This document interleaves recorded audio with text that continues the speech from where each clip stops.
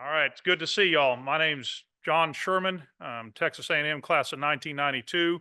I am the Dean of the Bush School of Government Public Service. I want to welcome all of you here today.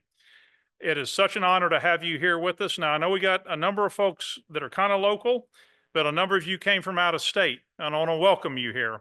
And I'm so excited that you are interested in joining us here in our public service and administration program. I want to talk to you just a little bit about why this is going to be such a good thing for you if you get in. Now, you've been getting tours here at the Bush School. I saw y'all walking around there in the Allen building, and hopefully you saw a lot of the signage and everything, but there's the bust of President George H.W. Bush down the first floor. And the inscription there really guides who we are and what we're about. It says, "Public service is a noble calling. We need men and women of character to believe that they can make a difference in their communities, their states, and the nation." That's you. We need you all as people of character, and we're so happy you're wanting to step up to serve your communities, your state, the nation. There are many types of public service. It's not all government jobs. There's nonprofits and philanthropy. There are other types of positions, not just at a federal level. As I said, the state, local, city. That's what we're going to offer you here. We're going to give you a top-notch education. You're going to have world-class faculty, and you'll have a chance maybe to meet some of them. And as you go through your interviews, you're going to meet even more. We have a really effective mix here that I think puts us above and beyond other institutions. In terms of, we have professors that are your tenure track professors who are experts in their fields of scholarship, doing instruction and research and service. And we also have professors of practice. These are men and women who have been excelling in their careers, who have served for decades in some cases, doing things in public service and administration, whether it's been in city and county government, whether it's been in areas like the military or cybersecurity, homeland security. And you're going to bring this mix together, or see it, of these tenure track professors and professors of practice to give you a really, truly world-class experience. Now, in a minute, I'm going to be followed by Dr. Taylor, the department chief, department head, and she's going to talk to you in detail about curriculum and really the great work, your great opportunities you're going to have in PSAA. But what I will tell you is, we grow public servants for a community, state, and nation. Over 80% of our graduates go into public service. You're not just going to learn the material here. It's the spirit of who we are at Texas A&M. It's the spirit of who George H.W. Bush was. Now, I get it, as you know, we get further and further from when President George H.W. Bush was in office. A lot of you don't remember him. You may remember when he was alive as a post-president, doing things. But what I want you to take away is what he embodied was humble public service, doing the right thing, stepping up when needing, having an honor code and it correlates exactly with the Texas A&M core values of respect, excellence, leadership, loyalty, integrity, and selfless service. These aren't just words to us. I learned this here 33 years ago. I was Corps Commander of the Corps Cadets, class of 1992. And I've had over a 30-year career in national security at places like the Army, Central Intelligence Agency, and also at the Department of Defense. I've been a presidential appointee of 2 administrations by President Donald Trump and President Joe Biden. And I learned that here at Texas A&M. Now, there wasn't a Bush School when I went to grad school. I went to the University of Houston and got a Master's of Public Administration, which is similar, very similar, and although it's the craft has evolved to what you would get here in PSAA. I learned about budgeting. I learned about economics. I learned about policy analysis. I learned about things that helped me from my first day walking in to my job all the way to being a presidential appointee overseeing a $60 billion budget at the Department of Defense as the Chief Information Officer. That's what you're going to learn here. I'll tell you a funny story. So when I went up to CIA for my interview and I had my MPA, I was interviewing, and I know a lot of you are going to maybe go for city, county, state, maybe some into the federal space, but I was at CIA there, and I answered questions about Iraq and Saddam Hussein and military units in Iraq. And I remember one of the interviewers said, "Well, that's great, John. You've got this MPA. we're hiring you to be an analyst right now, but you're not really going to have a chance to use this. And I said, I will later. Fast forward about 20 years, we're in the lunch line at CIA and that interviewer's behind me. And I turned around and said, Mark, I just want to get back to you on your question. I'm using my MPA now as a senior manager. So my little joke there, but you're going to use this stuff. I promise you. You're going to use it in ways you're not even considering right now as you're putting together big budgets, as you're setting policy, as you're engaging in hard, unstructured problems. And that's what we're really growing here is our leaders not to remember the rote information. And of course, as graduate students, that's not what you're going to be expected to do at all, but we're going to teach you how to think through tough issues. And that's the real mark of a public service leader, is to have something tossed at you that doesn't have a ready-made solution to it, that is going to be tough to solve, that's going to involve networks that you're building or will be building here at the Bush School all the way throughout the arc of your career. Whether you're staying right here in the Brazos Valley or somewhere here in Texas, in El Paso, Abilene, Houston, wherever, or you may be in Washington, D.C., or you may be in another state of the union, or maybe even overseas. You're going to learn networking. You're going to learn how to get things done, working across a group of men and women that are like-minded and want to lean into our tough societal problems. And speaking of that, I know there's been a lot in the news right now at the federal level about reductions in force at federal agencies, about things being said about public servants. I say don't believe anything you hear about public service not being valued. All right, we're going to need just what President Bush said all those years ago, men and women of character to believe they can make a difference. Yeah, we're living through a moment right now. You may agree with what's going on with the reductions in force. You may not agree with it at all. And that's the beauty of the Bush School. We're nonpartisan here. We're not going to take a political position, but what I can assure you, and I'll go to the mat on, is we're going to need public servants, folks like you all that are ready to lean in and get after hard problems all across the spectrum on social issues, economic issues, security issues, governance issues. That's you all. All right, I've had my turn at bat, and some other people have here. Our job is to make sure you're ready to solve the 21st century problems over the course of your next 30 to 40-year career. And you're going to be at this for a while. So think about that. There's going to be a lot that's going to change in the arc of your career. Technology, social mores, how we adapt and how we do different things. But what's not going to change is your character, who you are and what you've learned here and the roots you've got. So with that, I want to say welcome to Texas A&M, to the Bush School of Government and Public Service. I wish you luck on your interviews. I'm so glad you've applied here. And if you take nothing away from my conversation today, just know that we're gonna lean in with you here.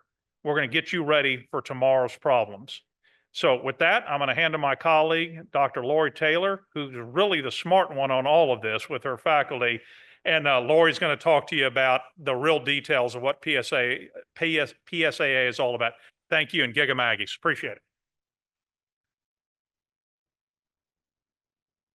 Howdy. I'm the smart one because I picked the right faculty and the right dean to work for. So thank you all for being here. I really appreciate this opportunity to tell you more about our program, to welcome you to the Bush School. I hope that our students have taken the chance to show you around, show you some hospitality, and make you feel welcome. We recognize that you're going to have some choices about your graduate schooling, and what I want to persuade you is that this is the best choice out there. And I firmly believe it. And so it's an easy story to tell, and it's my chance to start telling you that story. So the first thing I want to do is to tell you basically the vision of the school. We're going to inspire excellence in the noble calling of public service. And this is the ethos of the school, something that carries through everything that we do. So who is it that comes to the Bush School? Well, it's going to be those that are high achieving and motivated, those who want to commit to public service and for the right reasons, those with demonstrated leadership potential, and those who want to serve at high levels of responsibility. In other words, y'all. So if you look to your right and you look to your left, you'll see potential leaders, folks that have just a little bit of polishing and training left to do before they start making their mark on the world. Some folks that have already made a mark and want to make a bigger one.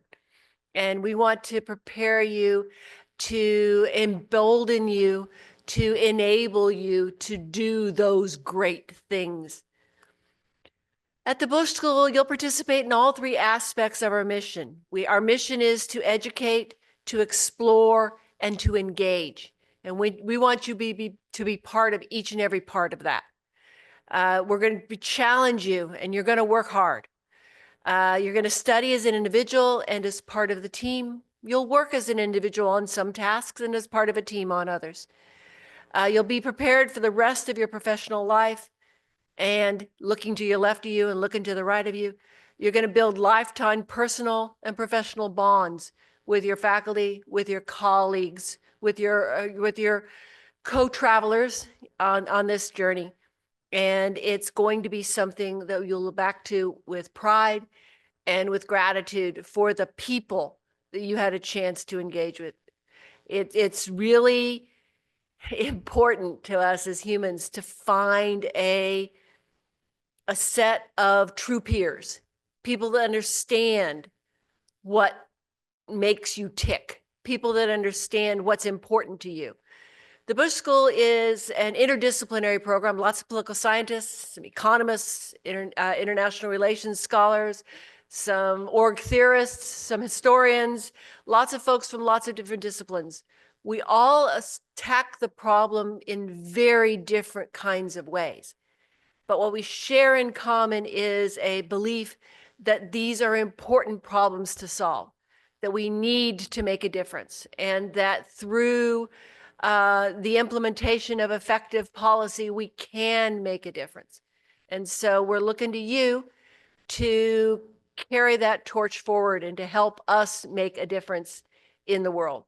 You got the drive, the ambition, the talent. We got the polishing cloth, and we're going to bring you up to your potential. And that's what we're so excited about, is your potential is insanely good. Having kissed up sufficiently, I now want to share with you our overview of the MPSA program. How are we going to do that? What is it we're going to do to help you bring your best foot forward? First of all, our mission in the Department of Public Service and Administration is to inspire excellence in public servants by preparing individuals for impactful careers as thoughtful, objective, effective, and ethical public servants. It took your faculty about 6 months to agree on those specific set of adjectives because we had so many of them we wanted to shoehorn in there. We were only allowed 2 lines. So, but I really think that we stand by every bit of that. We expect you to manifest your thoughtfulness in the way that you make decisions, in the way that you carry out your work. We want you to be objective. We are a nonpartisan environment. We are not going to be pushing any particular political agenda. We want you to have an analytic, critical eye on everything, no matter who's saying it. And we want you to be able to defend your positions well in a way that is respectful of others, but does not make you feel like you have to hide who you really are. Okay, we want you to be respectful and engaged. And that means you have to be your honest self about these things. And your honest self needs to be someone who is going to be thoughtful, objective, effective, and ethical. We want you to, we at the school, our second piece of our mission is producing theoretical and applied research that addresses the critical issues of the day and advances the understanding of public service. There are a lot of things we don't know yet, and our school contributes to advancing the knowledge in the fields of public administration, nonprofit management, public management, and policy analysis. We are helping provide the building blocks for better decision-making every day, and you'll be engaged in that research process. We also, as part of our mission, engage with the community to serve the changing needs of society locally, regionally, nationally, and globally. The points here are the changing needs and the needs of those populations, not our needs. So what we're trying to do as a school is to engage to meet need.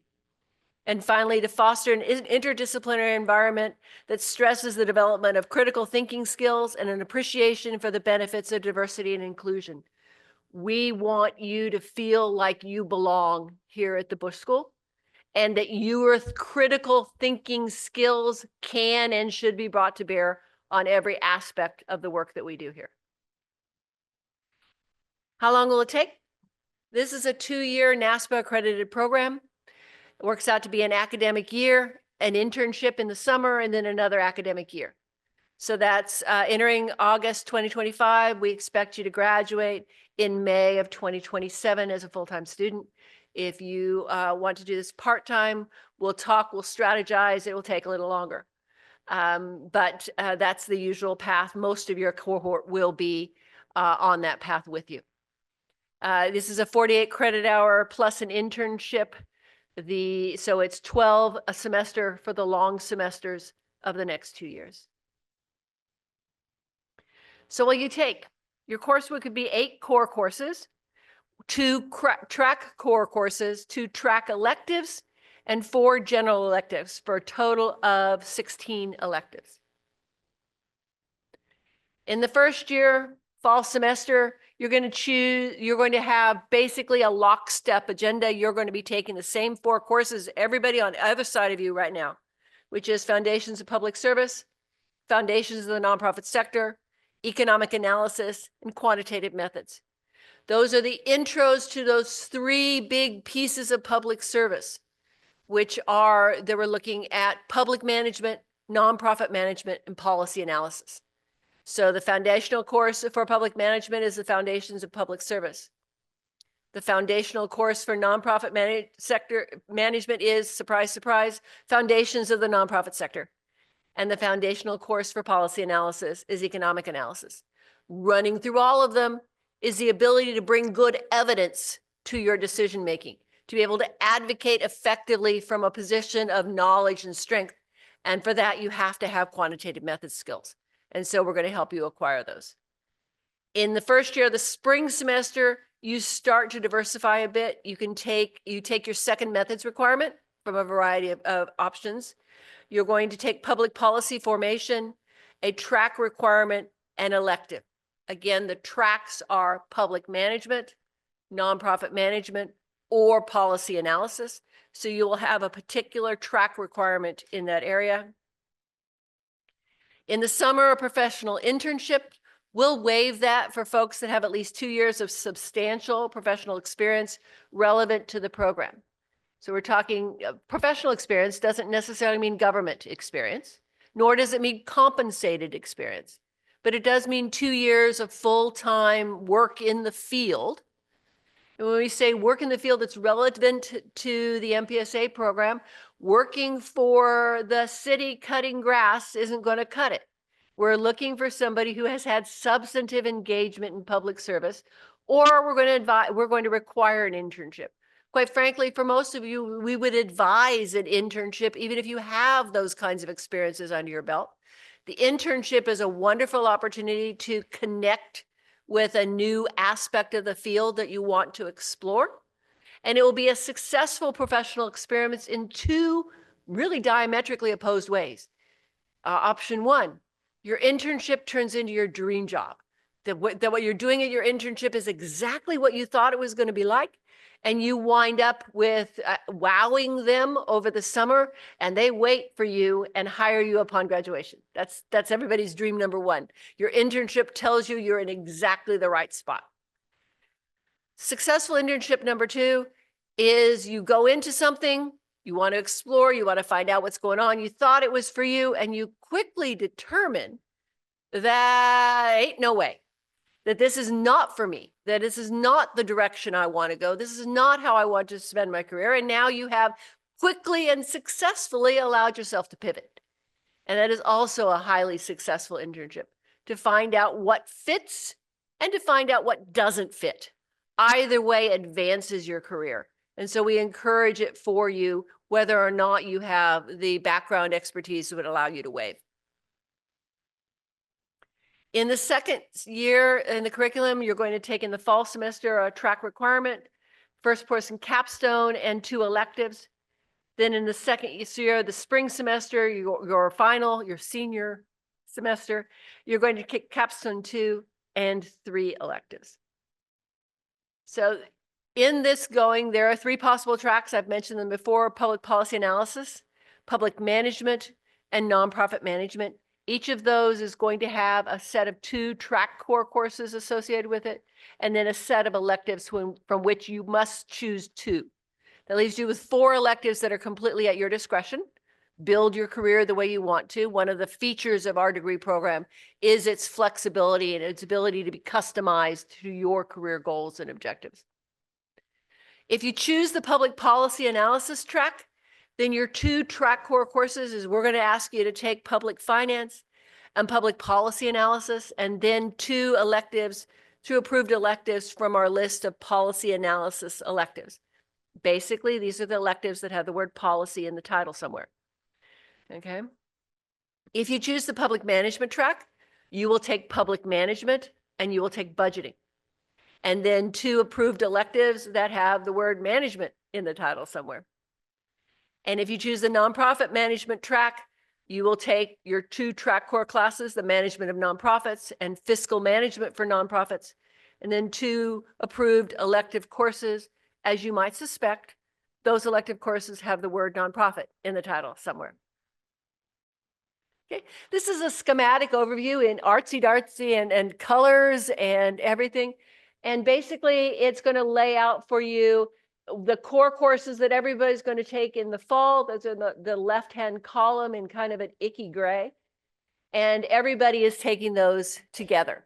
So regardless of your choice of track, you will be taking those. In the spring, everybody takes public policy formation, and then people start customizing what they study into the policy analysis track, the public management track, and the nonprofit management track. So with this, in the spring semester of the first year, subsequently, you take a summer internship between the first and second years of study. And then in the fall, everybody takes capstone 1. You take your second track core requirement and another elective. And in the spring, it's capstone and your remaining electives. Okay. Any questions about the overview of the curriculum so far? Yeah.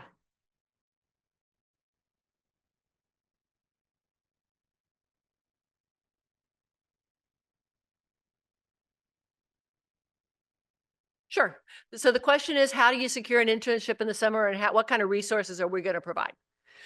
We have inside the school a career services staff. Matthew Upton is going to tell you all about it starting at about 4:30 today.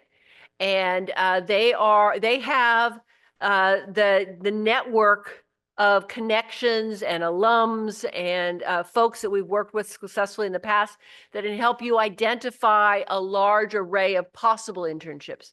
They are not going to take you and place you into a specific internship. We've tried that. It leads to a round hole in a square peg, and it doesn't fit and it doesn't satisfy either or. So what we're going to do is support your search for an internship. We know folks. We can connect you to our alums who are always eager to have an intern coming in. One of the issues for some folks are that they want to make sure that they choose a paid internship. And I get where you're coming from on that, but you want to ensure an educationally developmental internship. That's more important. We have some scholarship funding to help you through the summer. If we don't, think of it as part of the tuition you're paying, or in lieu of having to pay tuition for the summer, you're going to be working in an internship that really helps develop you as a practitioner in our field.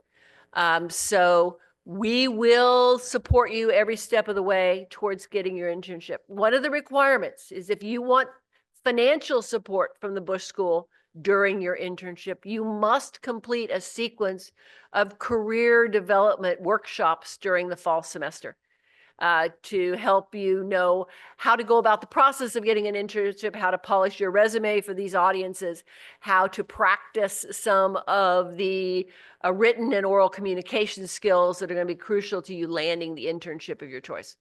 So we want you to participate in our professional development extracurriculars in the fall to help position yourself for that internship.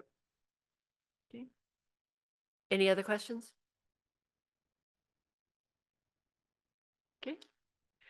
I've said you have three possible tracks. You can do public management, you can do nonprofit management, you can do policy analysis. Within those tracks, you can also choose what we call an area of concentration. If you think of the tracks as your major, think of the areas of concentration as your minor. But basically what we're talking about with an area of concentration is a way of clustering your electives together to go deep in your understanding of a particular aspect of public service, so that when in that ever important interview moment, when they ask you, what do you know? Your concentration helps package your knowledge into a coherent whole, so you can make the most effective case possible for your skill set. If you have a scattershot of electives, that's hard. If you have a cluster of electives that all reinforce one another, that's much, much easier. And so the purpose of the concentration is to help you cluster your electives to be able to make this coherent case for your skill set. So we have a number of existing concentrations. Think of them as kind of the menu at like Genghis Grill or one of those other places where you go in, you're doing the cooking, but they'll advise you that if you put this, and this in your bowl, it will taste lovely.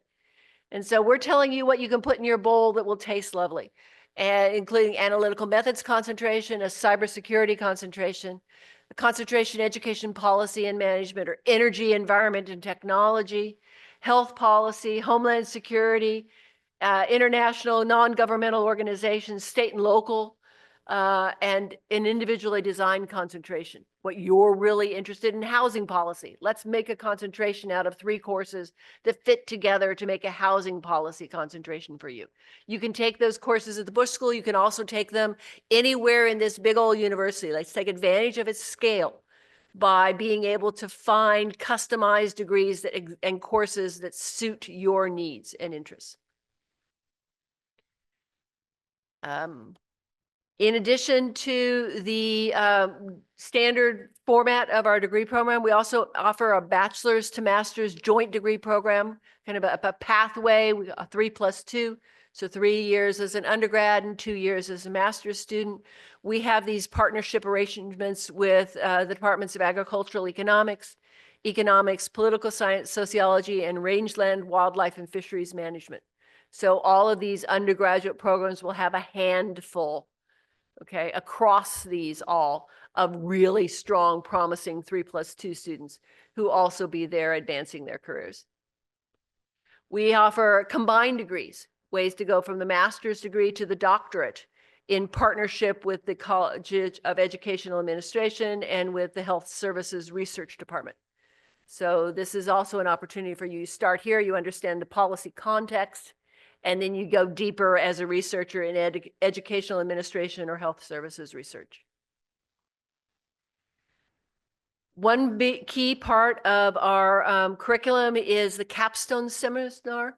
Capstone for us is a year-long group project. It's designed to address management or policy issues for a real client who has a real need and will act on your work if your work is actionable. So if you advise them to do something and you make the case strongly that this is the right thing to do, they will do it. If what you're trying to do is your client wants to figure out how to handle a particular problem, they want an answer. This is not a purely academic exercise. You'll learn from the experience, but your client needs your help. And so this is an impactful opportunity to really engage and make a difference. It is integrating and applying the knowledge from your other courses. It's going to require teamwork. You're going to have to organize yourselves into a team, figure out time management, figure out how to work with people who have different strategies for getting the work done than you do.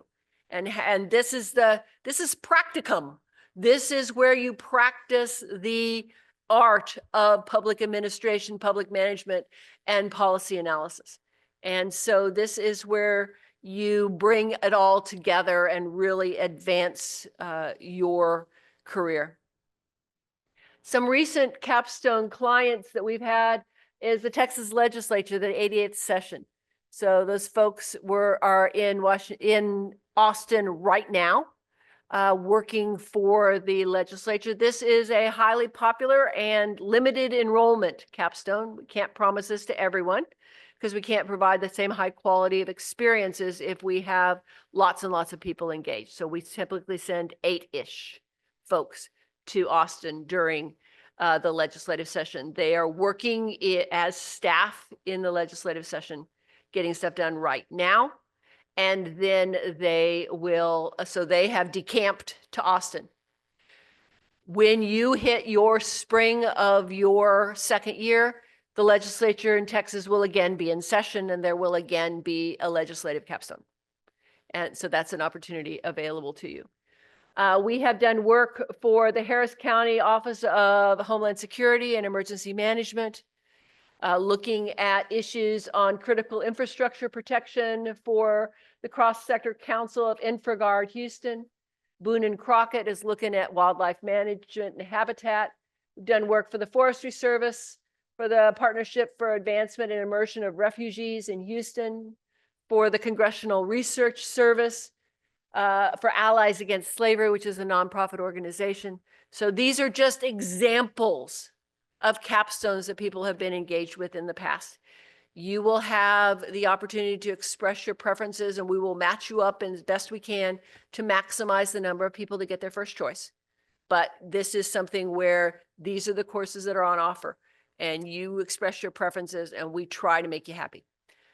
You will find that you learn a lot from your capstone, whether or not it is spot on perfect for you. The learning experience can still be perfect. Dean Sherman was telling you about his MPA and how he wound up in the Department of Defense looking at questions of information. He was the CIO for the Department of Defense. His capstone was about waste management in Houston. It didn't seem to perfectly fit. And yet he will tell you the anecdotes that he used it over and over again, the things he learned from that practical practice experience. And so we want that for you. In addition to our degree program, we also offer for you a number of graduate certificates, and you can choose with careful choice of your electives. You can graduate with both a Master's of Public Service and Administration and a graduate certificate in one of these areas of expertise: Homeland Security, Nonprofit Management, Public Policy Analysis, Transportation Planning and Public Policy, or Advanced International Affairs. So be transcripted, certificate suitable for framing, just a way of really conveying to a potential employer that you have expertise in one of these specific areas. You'll notice how closely they align with our tracks. So the idea is a way of communicating to an employer about where your real skill set lies. We also offer a number of opportunities outside the classrooms. The Bush School has institutes, centers, and programs, some of which wind up employing our students, some of which wind up informing our students through events that you would be invited to participate in. The Center for Nonprofits and Philanthropy, the City and County Governance Program, the Institute for Science, Technology, and Public Policy, the Mosbacher Institute for Trade, Economics, and Public Policy, the Brent Scowcroft Institute of International Affairs, and the Albritton Center for Grand Strategy, all of whom are fighting one another for your attention. And if you try to go to all of the events put on by all of these organizations, there'd be no time to study. And I know that you would find that crushing. So I hereby give you permission not to go to everything, but I want you to engage in some of it. Take advantage of this huge opportunity the Bush School brings to you. The movers, the shakers, the folks that can make a difference in the world are going to be coming in. You should take advantage of their presence. And that is something that we really offer to you, is this opportunity to engage with the world from the comfort of College Station. We offer internships, public service leadership program, and the writing program, all of which are designed to help you skill up in your chosen field. Lecture series, the Ambassadors Council, which is a group of students who have been identified as their peers, as folks who can really represent the school. And they serve in a number of ways, but one of them is as hosts. When Madeline Albright comes to town to give a talk, who's going to show her around? One of our ambassadors. So just kind of folks that can engage with the students. The Public Service Organization, Student Government Association, Alexander Hamilton Society, language study groups, intramural sports. We have the world's most hideous armadillo trophy, which goes to the winner of the softball contest between us and the LBJ school at the University of Texas. It's here. It's going to stay here. It is our trophy. It is ugly as sin and it's ours. So your mission, should you choose to accept it, we'll accept you to the school, you'll accept your mission, keep the dang dillo. Okay? So that is your goal. We also have over 1,000 student organizations campus-wide. You will find your peeps here. Someone here cares exactly about the stuff you care about, and they would love to connect. Here's some folks that do also care about what you care about, and that's our faculty. They are a bunch of folks with deep professional expertise. Some of them are leading scholars in the field. Some of them are amazing practitioners who came to us after more than 20 years of public service in the agencies you want to join and hopefully someday to lead. They can show you the pathways. They've trod them themselves. So these people are your faculty, and they are here. Our classes are small. Your opportunities to engage are great. I encourage you to take advantage of everything the Bush School is going to have to offer. Public service is a noble calling. We need men and women of character to believe that they can make a difference in their communities, in their states, and in their country. That's you. Any questions?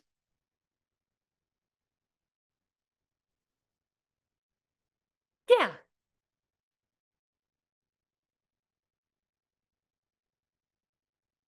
The lovely thing is that you are going to be asked to declare your track when you enroll for spring of your first year. So after you've taken all the, or while you are deep into all of your foundational classes, you will declare your track, because that's how you decide what are going to be your track for course that you take in the spring. And if you change your mind, and some people do, they thought they were going to be public management, but their internship persuaded them they're really better suited to nonprofit. They just love it. Then whatever your one committed track core course from fall becomes an elective, and you just switch tracks, easy peasy, lemon squeezy, and you're over in the other track. Okay? You don't have to commit to a track of study until you are signing up to graduate. And then you have to have met the degree requirements for one of the 3 tracks. Okay, so you have flexibility to the last possible moment. I worry about some of you who know 100% exactly what you want to be when you grow up. I think that this is an opportunity to find out more about things you haven't thought of as careers, and things you haven't, you want to serve. You think it's public management, you think it's policy, you think it's nonprofit management, you're probably right. But be open to the possibility that one of your peers is going to steer you in a different direction that could be even more amazing for you. And one of the best things about a school like the Bush School, which is large by the standard of our field and diverse, very diverse by the standards of our field, is that you can expose yourself to lots of different paths, all 3 tracks in the first semester, lots of different electives before you have to commit. And that really means a lot in terms of your control over your degree plan in your career. Sure. Yeah. More speaking about the Public Service Leadership Program. This is largely a student-run organization that engages with the community to do public service projects. Texas A&M has an ethos of engagement with the community in terms of Bryan College Station. And so our students engage in the big event, which is something that Texas A&M does to give back to the community. Our students engage with tutoring programs at local schools. With those of you who are handy might find it entertaining to engage with Habitat for Humanity. Go out with your faculty and volunteer at the local food bank. These are basically just ways to keep connected to the reasons why you're still in school, which is because you want to be positioned to be able to serve these populations, the people that are there for you. Yeah. Do the faculty involve PSAA students in their research? Each year, a small select group of students are chosen as graduate assistants for research. This involves a stipend and 20-hour-a-week commitment to serving as a research assistant for a faculty member. We also have a number of folks who will be hired as student workers to work on faculty projects. It kind of depends on grant funding, and grant funding right at the moment is an iffy-ish thing. So we're working for the Institute for Science, Technology, and Public Policy. Almost always has one or two involved in the research projects. And a number of faculty have just found a student who's really interested in the project, and they work with them and continue to work with them after the class is gone. So, yeah. Yeah.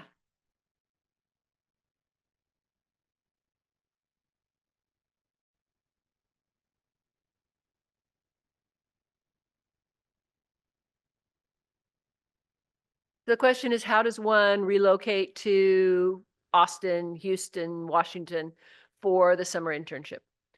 And for a lot of folks, they take advantage of subleases in those various locations.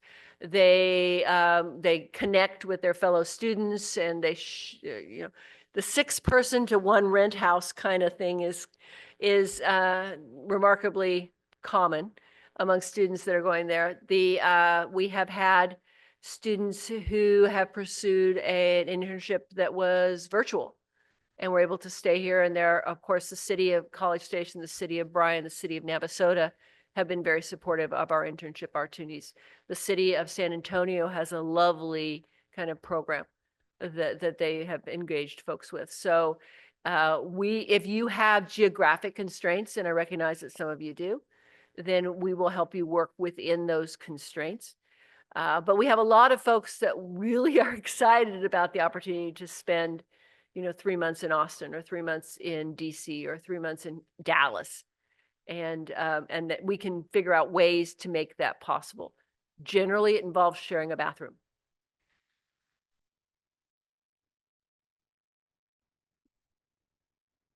Yeah, sure.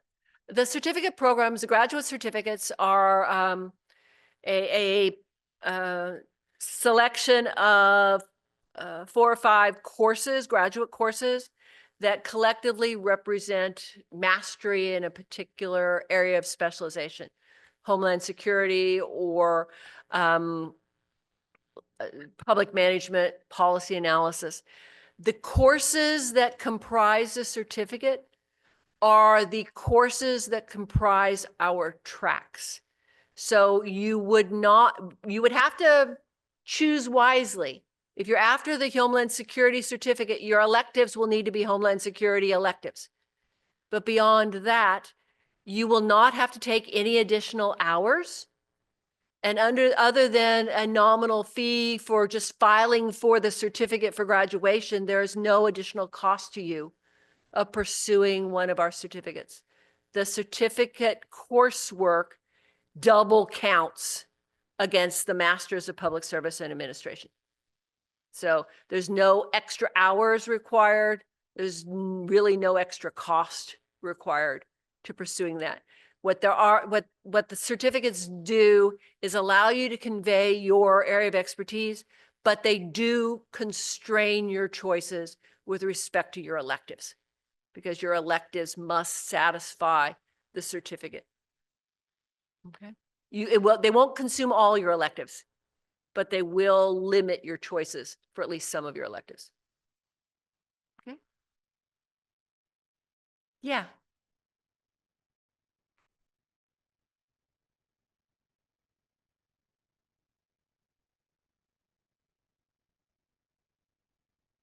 No, I will not. Because Matt Upton, who's walking down the aisle, insists that this is his area of expertise, and unfortunately, he's absolutely correct. So I am going to turn this podium over to him and scurry back to my office to get ready to face y'all tomorrow morning. So thank you.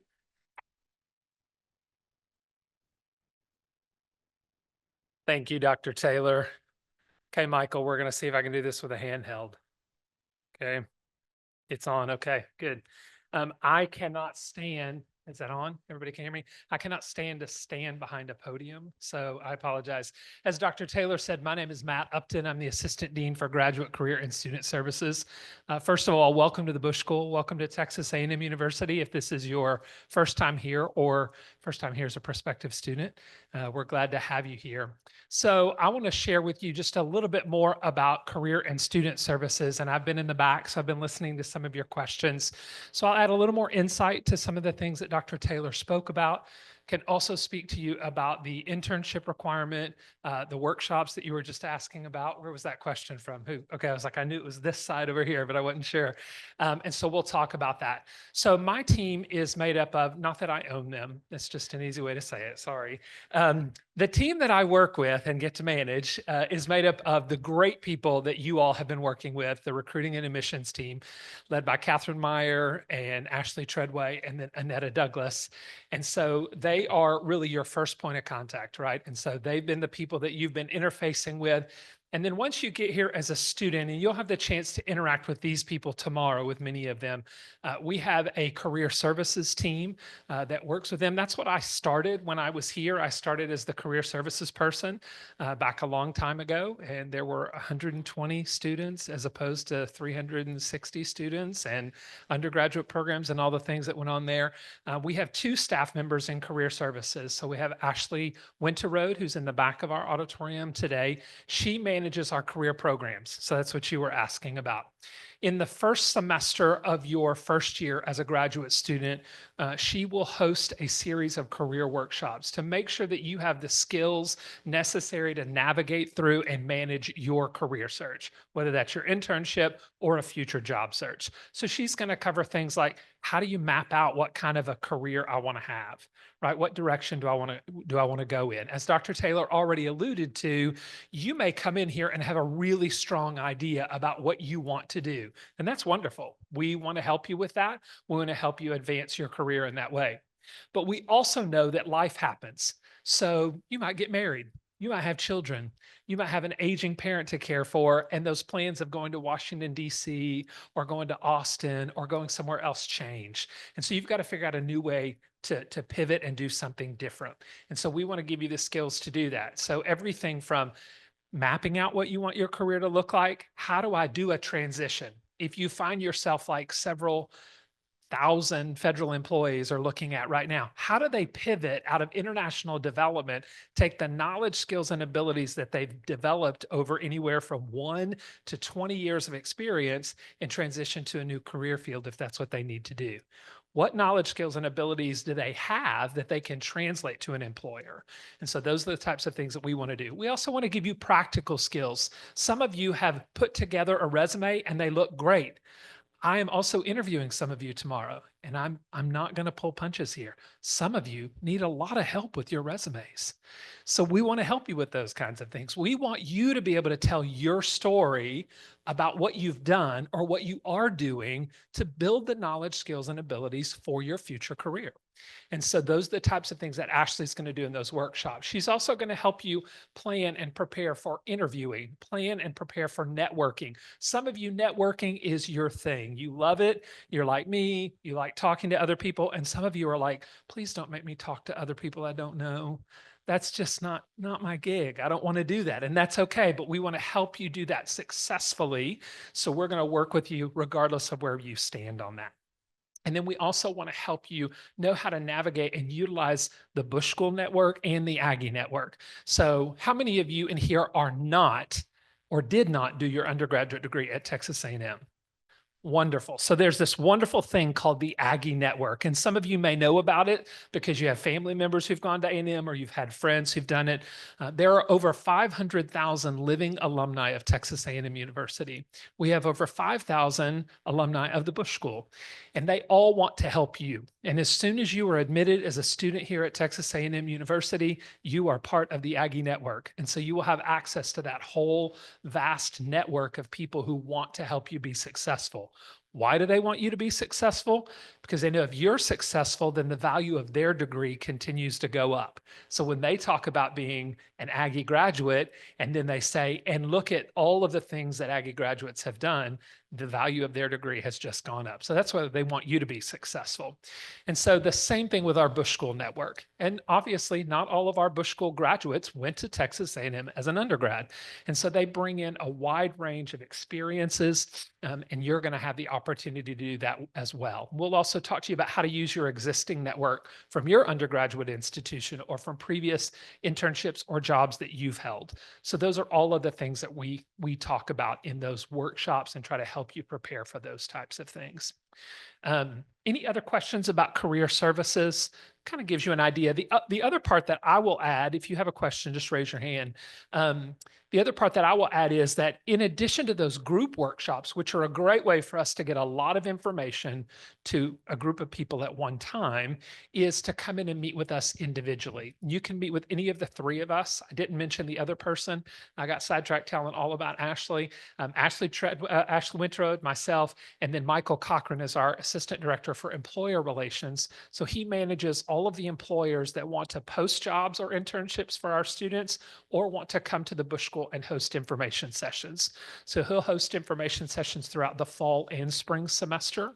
Fall tends to be heavier on the national security, homeland security, anything that requires a security clearance because of the length of time that takes. Much stronger emphasis on that in the fall. Let me also clarify that all of those opportunities are open to you. So you may hear, oh, national security, that's what the Master of International Affairs students do. International development, that's what the Master of International Affairs students do. No, it's not.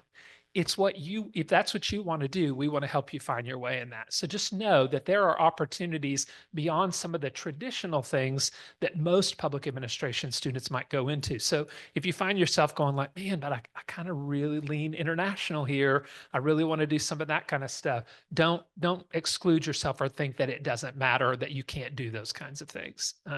So we want to work with you. I have no idea what's going on behind me. I just see flashes of light.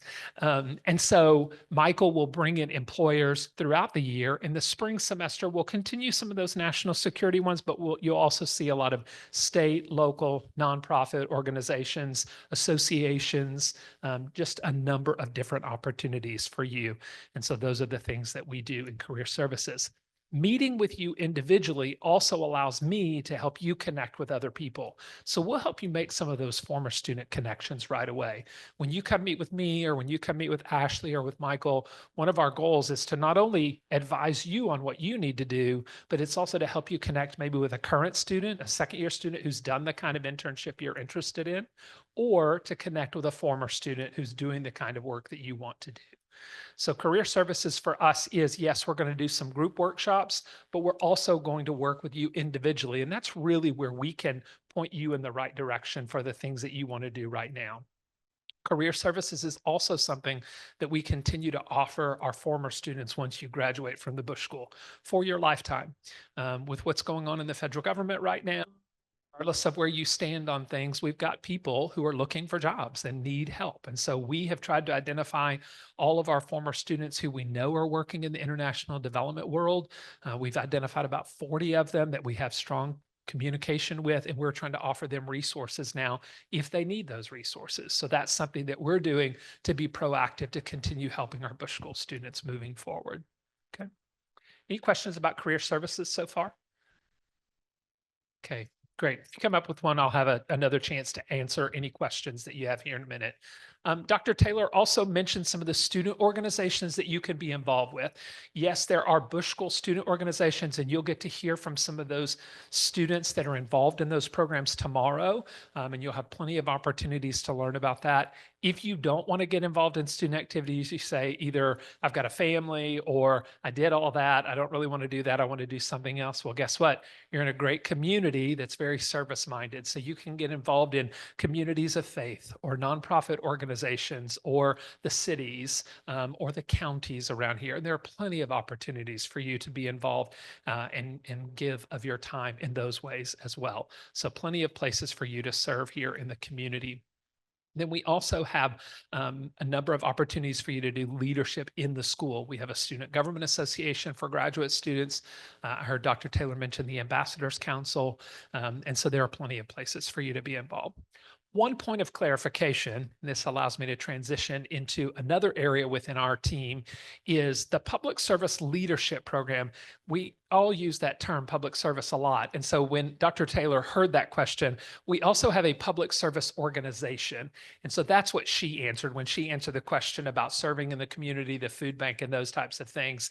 I get that. I've been in those situations where you hear public service and you go down one road to answer that question.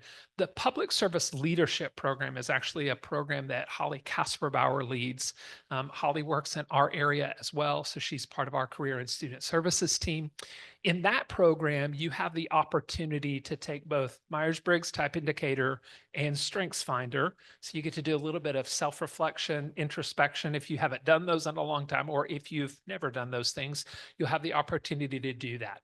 Why does she do that? Well, she does that because it gives you kind of a baseline of understanding who you are. How do I interact with people? What are my strengths coming into conversations? What are my strengths coming into group projects? Yep, you're going to have group projects in graduate school, like it or not, you are.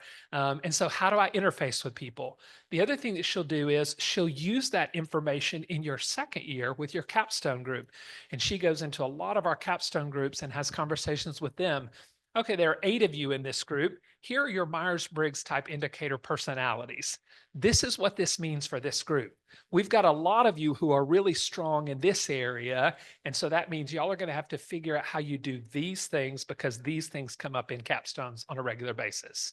Or we've got a lot of people with a lot of different personalities in here. You're really going to have to manage conflict and communication conflict.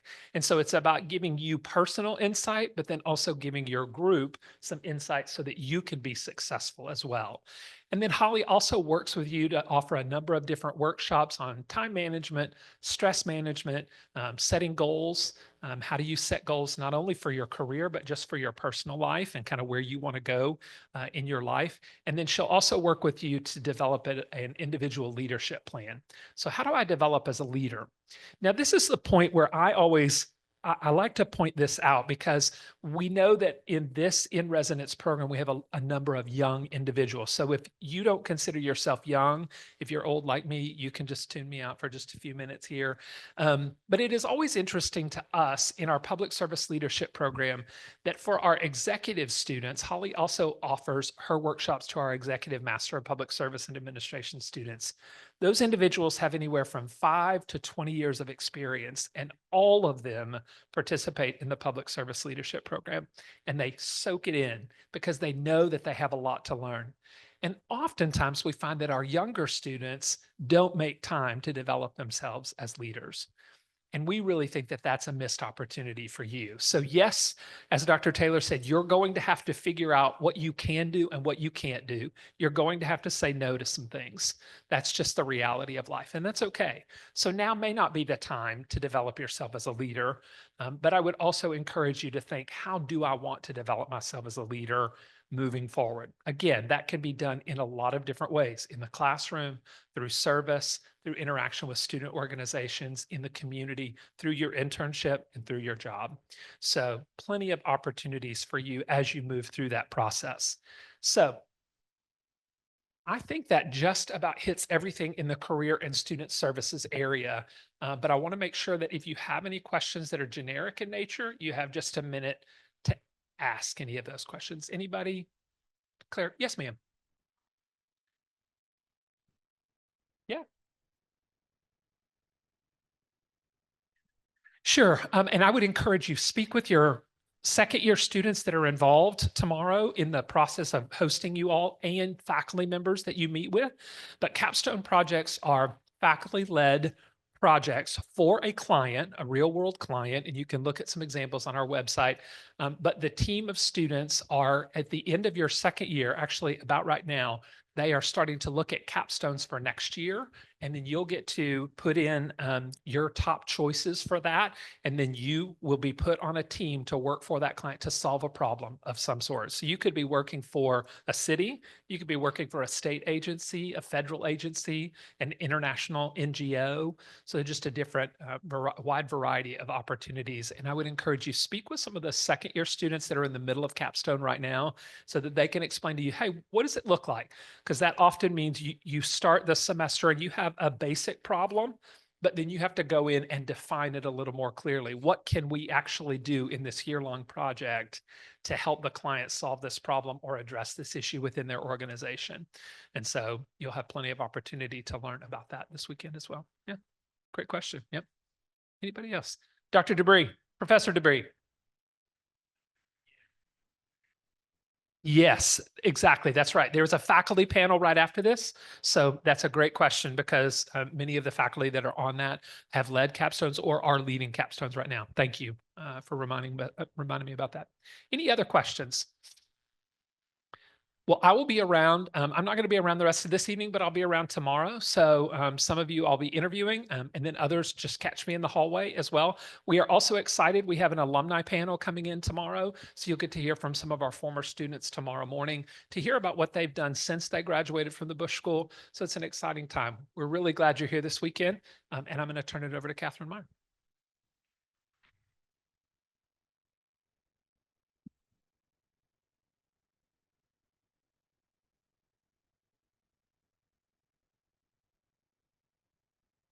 Starts and we'll have 3 or 4 people up here for panel. So I want to first of all thank you guys for being here. My name is Kathryn Meyer. I work with the recruitment and admissions with our team, with Matt and Ashley Treadway, and then Annetta Douglas is a lot of the back end. You'll see her taking a lot of pictures. We're trying to get some things up on social media. We are providing you 2 days of information. And I will tell you right now, yes, there's a lot of Aggies here. Those of you who are not Aggies, don't let it intimidate you. I want to remind you, this is 72. I've got at least this many more that we've been setting up alternate interviews. So I've spent the last 3 weeks setting up interviews in Bangladesh and Pakistan and South Korea and some of our students who are doing study abroads in Spain and Germany. So there are a number of other applicants who just couldn't be here this weekend. So I don't want you to think, wow, this is going to be a class that's really heavy. It'll be more diverse than it looks here in terms of regionality, right? Aggies are here. It's a little easier for them to attend. So we greatly appreciate those that you came in, flew in, drove in, and came to be part of this. I want to also let you know we've got 9 faculty who are interviewing tomorrow.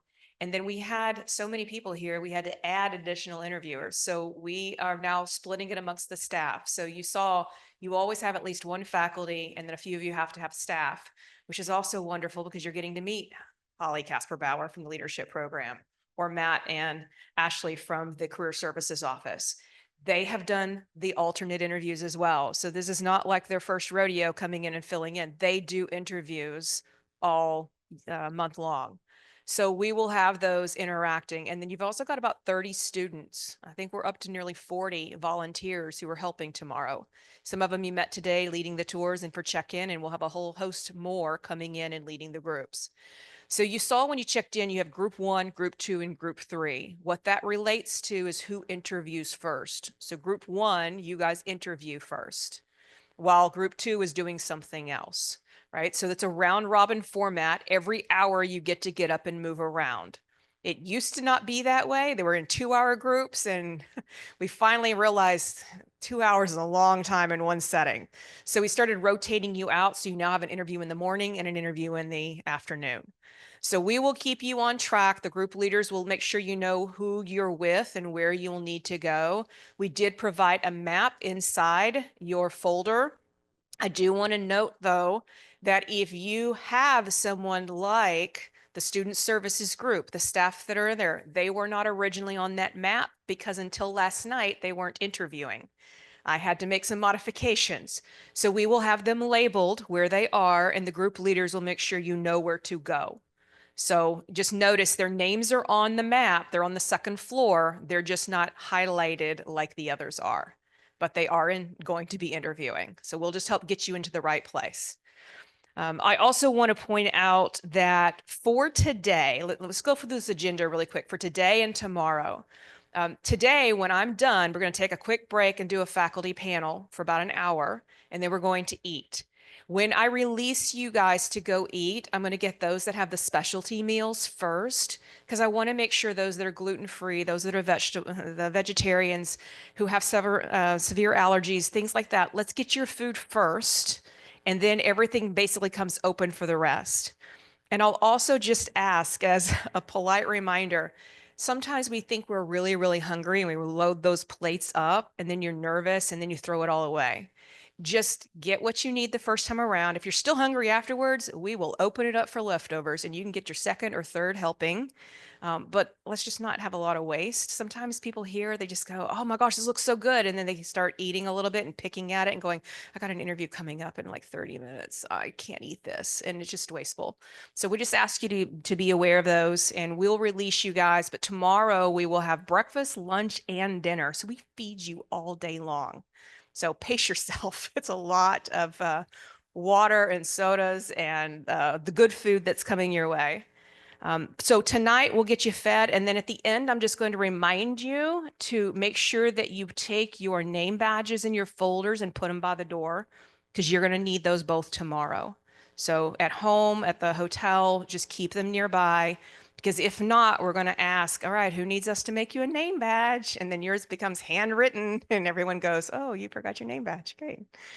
So have those ready to bring back with you. And then also remember, you're in panels tomorrow. So get some questions ready, just like you had today with Professor Taylor.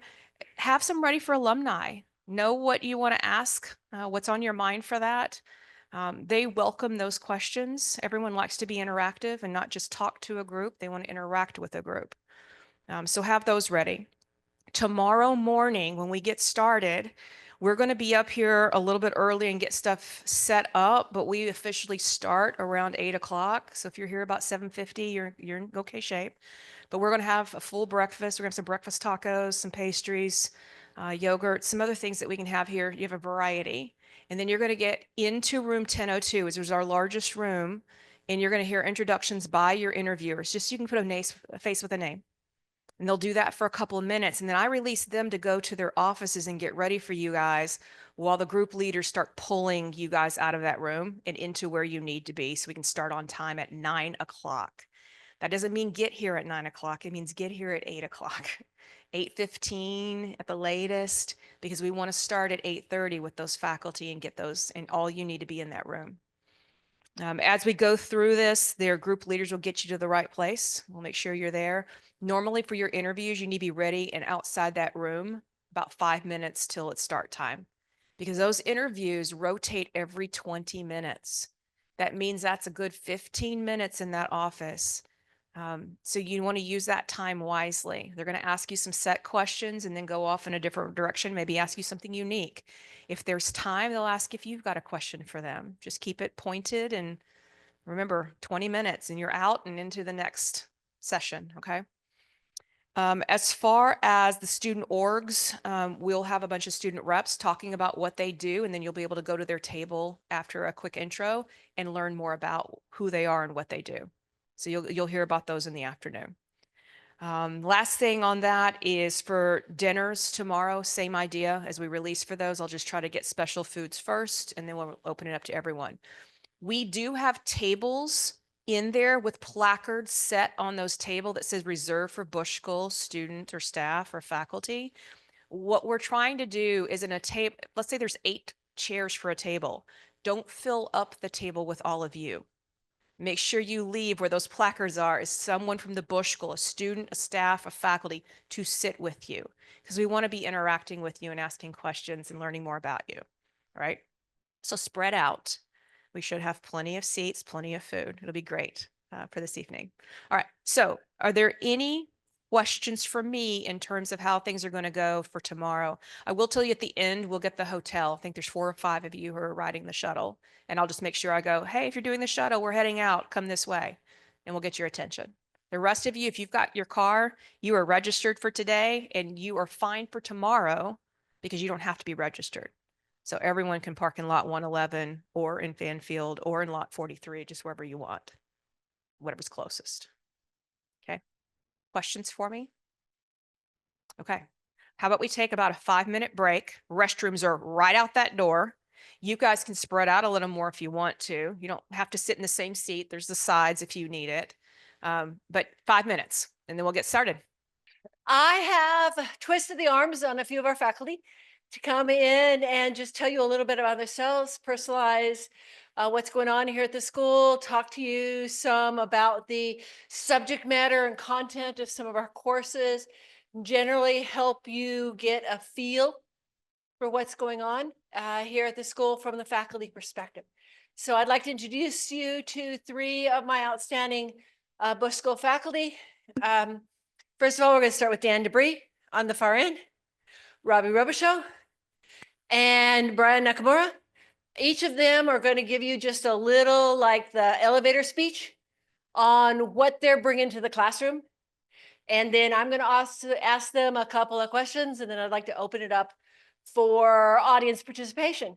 So start preparing your real deep, thoughtful, remember all our adjectives, kind of ethical, objective type questions to apply to these folks. So Dan, why don't you start? Okay, elevator speech. Elevator speech. All right. It's a short building. All right, here we go.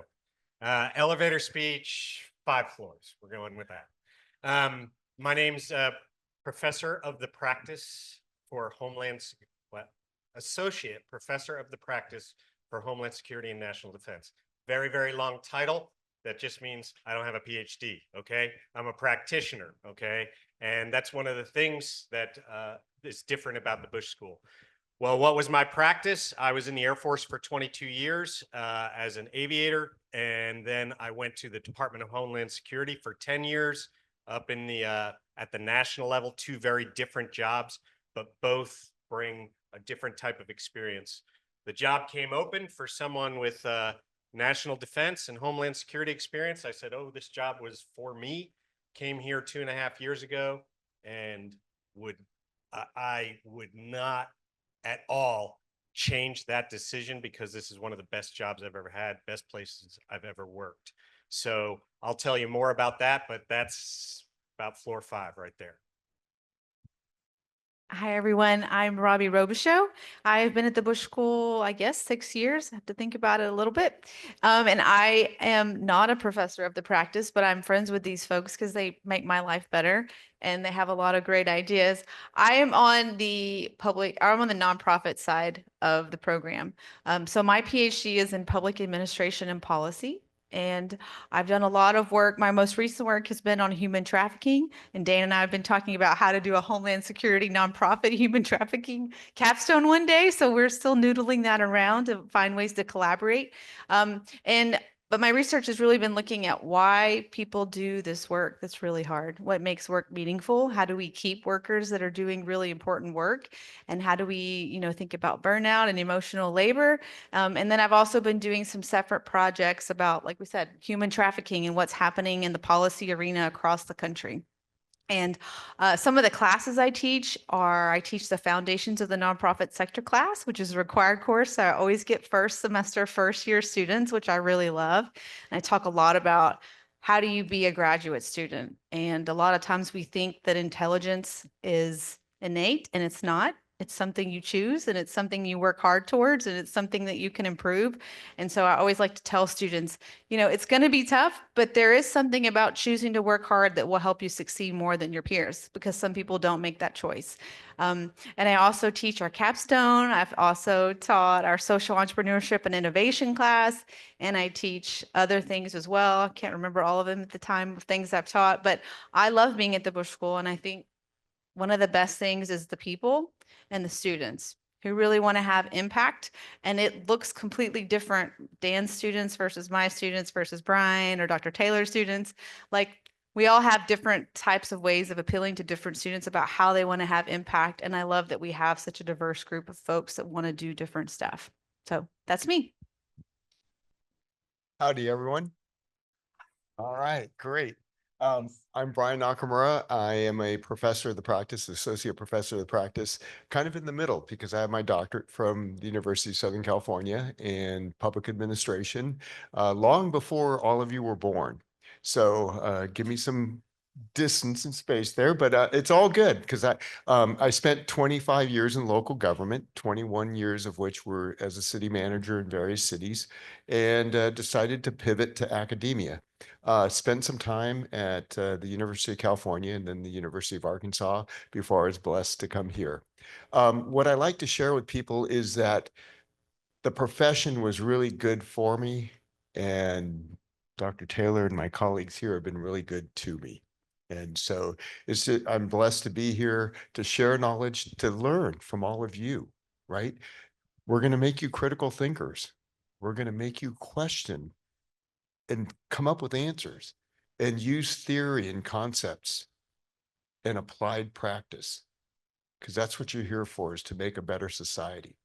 Classes I teach are intro, or the 601 class. I do the program evaluation class and public policy and state and local government. So I'm going to be honored to be listening to you, many of you, tomorrow and engaging with you this evening. So it's an honor to be here. And I'm Lori Taylor. I'm here to represent the public policy analysis track. I am an economist by training, spent 14 years with the Federal Reserve Bank of Dallas, and then came here to the Bush School in 2003. So I also have I am the eldest vintage. I was Robbie's professor when Robbie was here. She was, and I sat on the back row. And she hadn't forgiven me yet. So I greatly enjoy helping governments make good decisions, or at the very least, helping them own their bad ones because they knew better, because I told them so. So I really enjoy state and local public finance, especially education finance questions. So we're living in interesting times, and there's lots of things to talk about. So I enjoy helping figure out what's going on with policy. Basically, we are currently in a situation, we don't have the time or the money to waste it on policy that doesn't work. And so figuring out what does work and figuring out how to make things better through making things more effective is what I really care about. So, and that's enough about me.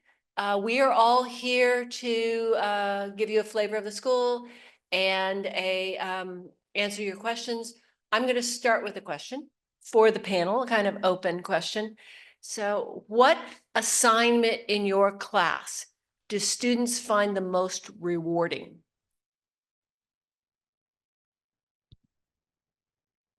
Okay, I'll go first. I am that person in the class that every professor wants. When there's a long silence, I jump in. So just so you know, your professors always appreciate those people who, when they ask a question, somebody raises their hand to give an answer.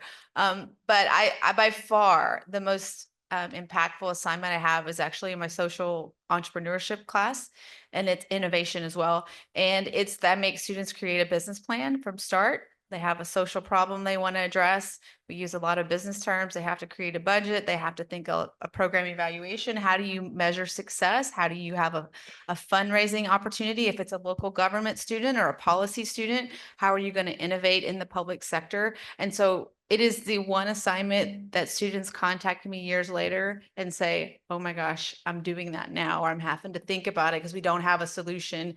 And I'm going to read again that book you had us read about, the creative mindset. And I'm not being creative anymore. And so I just love that assignment, but it's really hard. It's very intense to create something out of nothing. So that's for me. Okay, I'm out of my deer in the headlights phase now, and I thought of it. Okay, so I teach a weapons of mass destruction course, and in it we do an exercise that technically lasts all semester, in that intelligence reports are going out building up to this exercise. And around week 13, we take the class, which is a 3-hour period and a little bit even more than that, and they act as policymakers, certain roles, usually Secretary of State, Secretary of Homeland Security, Department of Defense, and they're at a very high level. And then over that 3-hour period, real time, they're reacting to a weapons of mass destruction scenario in the United States. And their goal is to build a briefing for the president and brief the president at the end of that class. And the president this year was our assistant dean. And she took the brief and did a really great job acting as the president, asking some really good questions. And both times, I've done this twice now, both times I've gone in and my other professors help. They act as chiefs of staff for them, right? So there's multiple professors working on this. The phones are ringing off the hook and everything else. And I went in and I would go look both times and see them standing there getting ready for the brief, and they were wrung out. And it gave me a little bit of PTSD from events that happened in DHS. And I said, okay, we're doing all right. We got them. This is realistic, as realistic as I can get it. And they've loved it. They get wrung out during it, but they're really happy to do it. So that would be mine. I don't want to give mine up. No. Okay. Spill. So the policy position paper is the one I love the most. And the reason why is I start my classes out by saying we all have opinions, but we shouldn't be opinionated. And we should always use good judgment without being judgmental. And so what you do is you write your first policy paper, your policy brief on a topic a policy that you really are passionate about or that you really care about. And the second part of that is now you have to oppose the policy. Okay? Because you need to see both sides. You need to understand the balances and the actions that are taken. And you need to understand why people position themselves the way they do at decision-making, at the administrative component, and at the citizen component. But now I've given it up. So all of you are going to be prepared. Oops. But it was a great question. So, yeah, I think the project of mine is in my education policy class. We have the students simulate a Senate hearing in the Texas Senate where they are to testify for or against or on the topic of various pieces of work. And through that testimony, they present the white paper they've been working all semester on a policy that they identified very early on as relevant to the legislature this session, something that's going to be important, something they're willing to commit a semester to studying. So they get passionate, they get into it, they start role modeling, they start acting, which some of them have enormous acting talent and probably could be just as successful on Broadway. And some of them are really destined to public service as a career. So, but it's a good experience for them because it is forcing them to think on their feet the folks that role model the senators ask some very insightful questions, and my deer in the headlights learn how to answer it so that no question that they're ever going to get in a similar situation can phase them because their classmates already done did it. So it's a good project. Great. Dr. Taylor, can I Yeah. give you the project that the students dislike the most? Oh, tell me. I do, for 2 classes, I do a debate at the end of the class. Class is split up into 2 and they debate an issue. And one of the classes I'm doing now is going to have a debate at the end. And I usually have someone come in. Last time I had a renowned author of a terrorism book judge the debate on who wins and who loses. And it's so funny that public speaking, I've had students tell me afterwards, I almost called in sick. So, but they're happy about it at the end, but boy, it stresses them out. So. Yeah. So we're trying to get you some realism in the classroom experience. I mean, there's the book learner that when I teach microeconomics, it's here's your homework assignment and work through the story problems and the dreaded supply and demand diagrams and all that good stuff. But so it can't all be simulations and practical applied exercises, but it's all relevant and essential skills. We don't have any fluff in the curriculum. There's nothing there that our faculty haven't poured over and decided needs to be there in the coursework in order to be able to make sure that our students can practice what we preach after graduation. So are there any questions from y'all? Yeah.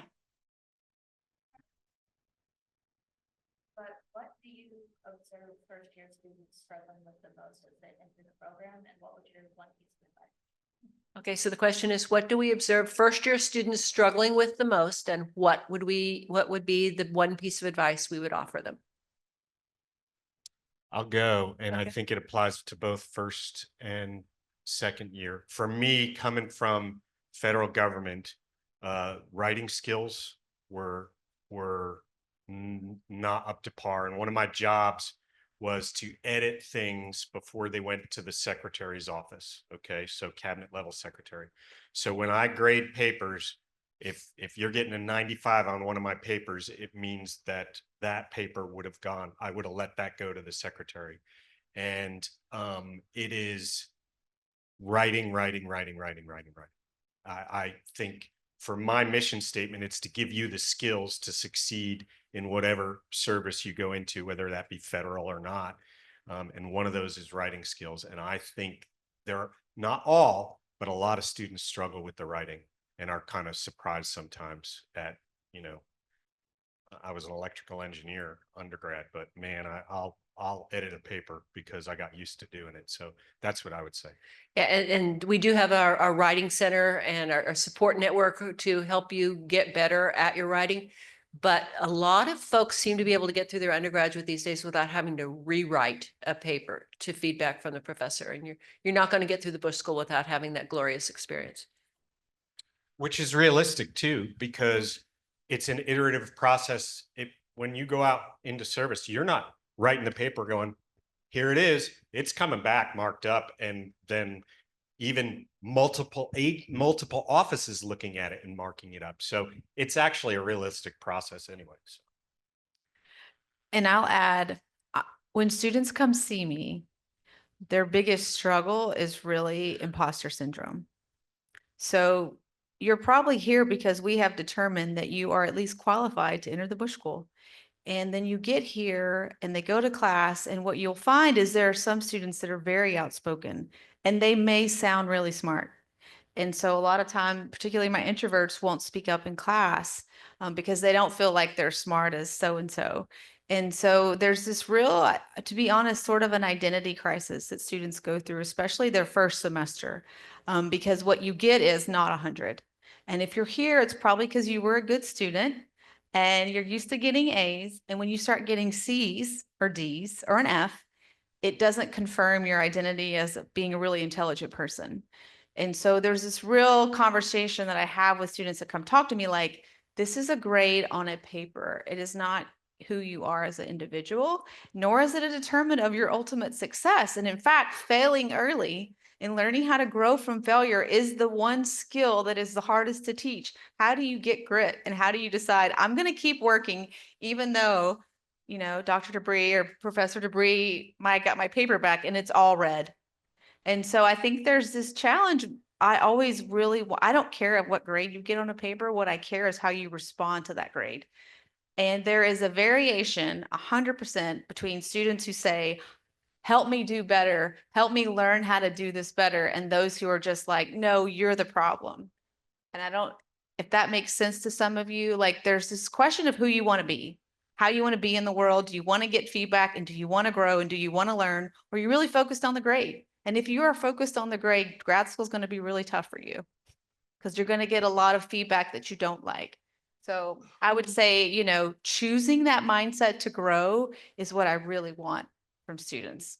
And I don't care if it's from a D to a C. I'm more excited about that sometimes than my students who are getting A's and they're just not growing at all.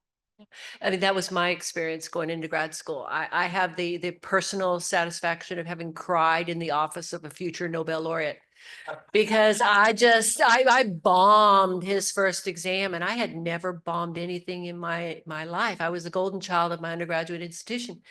But I was finally surrounded by my true peers, people who were just as good as I was, and doing my normal wasn't going to be good enough because their normal was better. And so I had to kick it up a notch and promise never to do macroeconomics in public.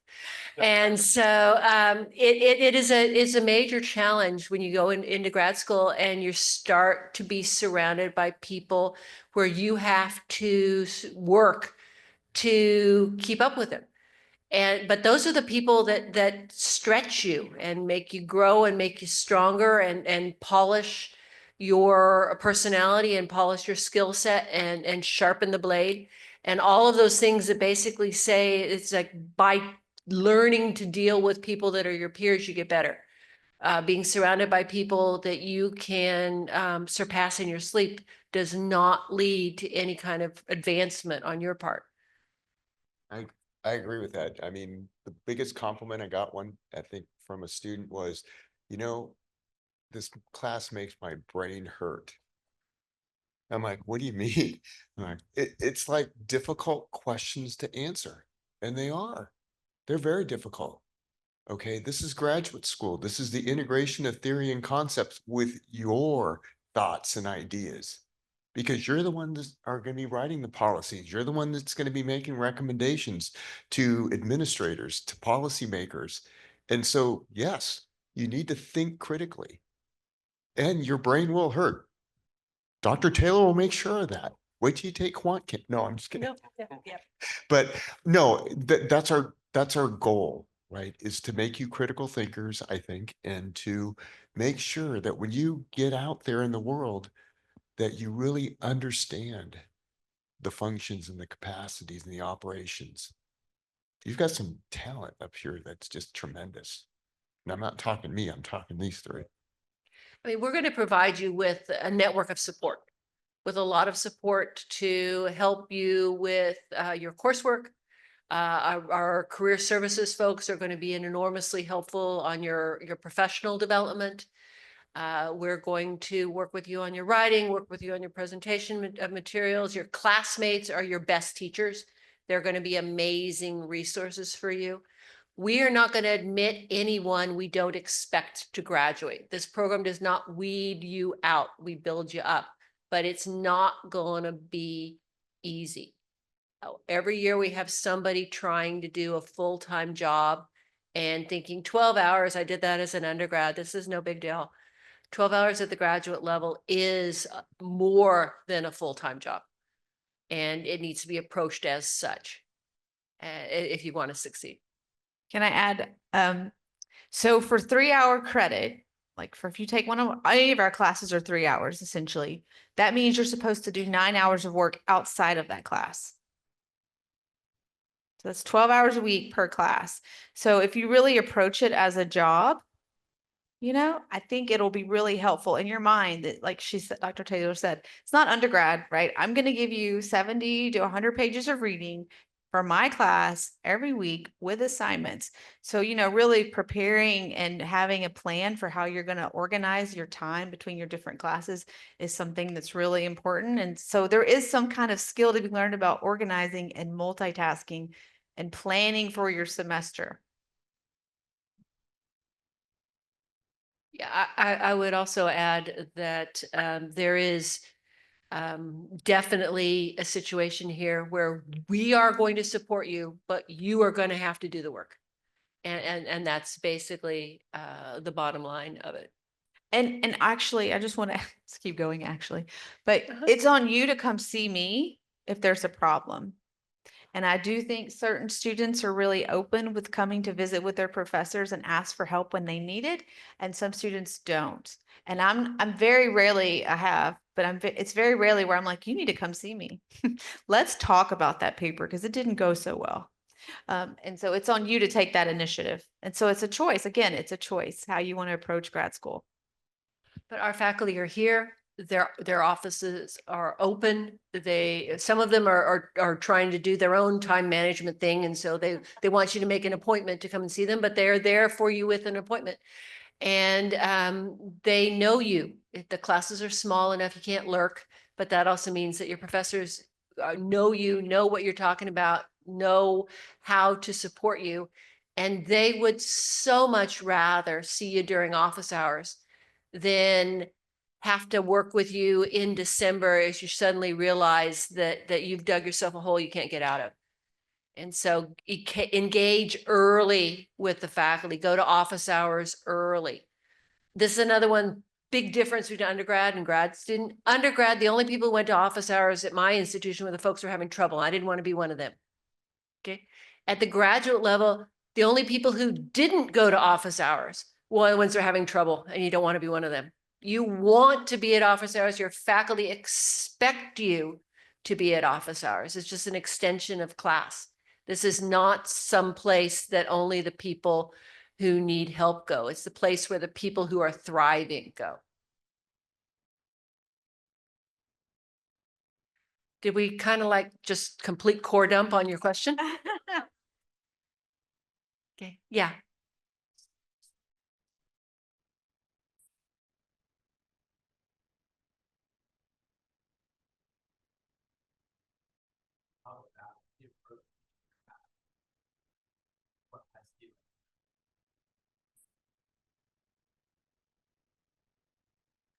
I have not had the pleasure of taking a political science undergraduate course at Texas A&M.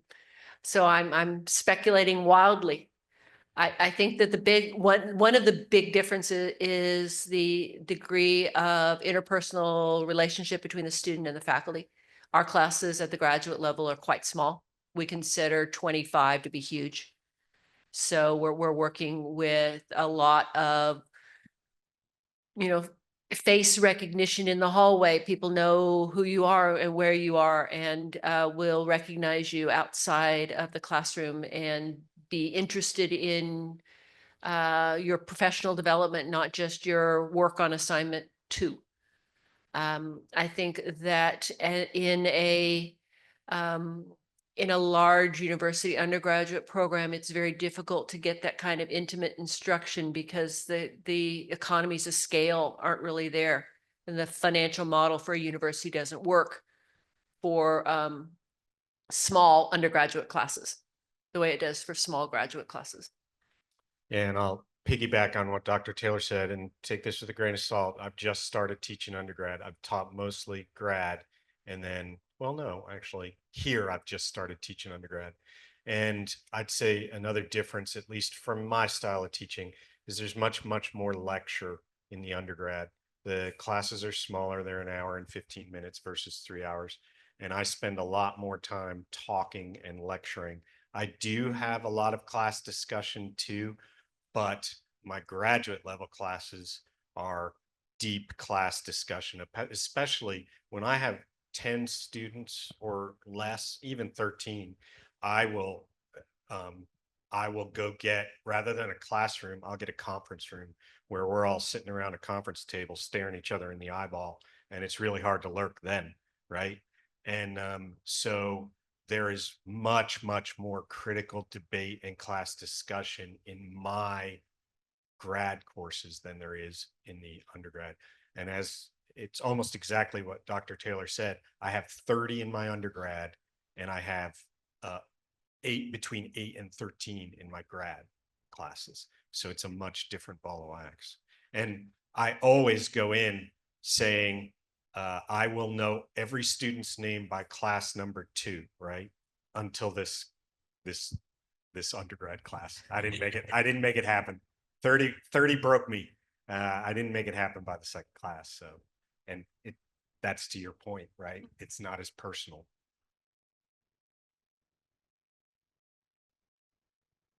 Yeah.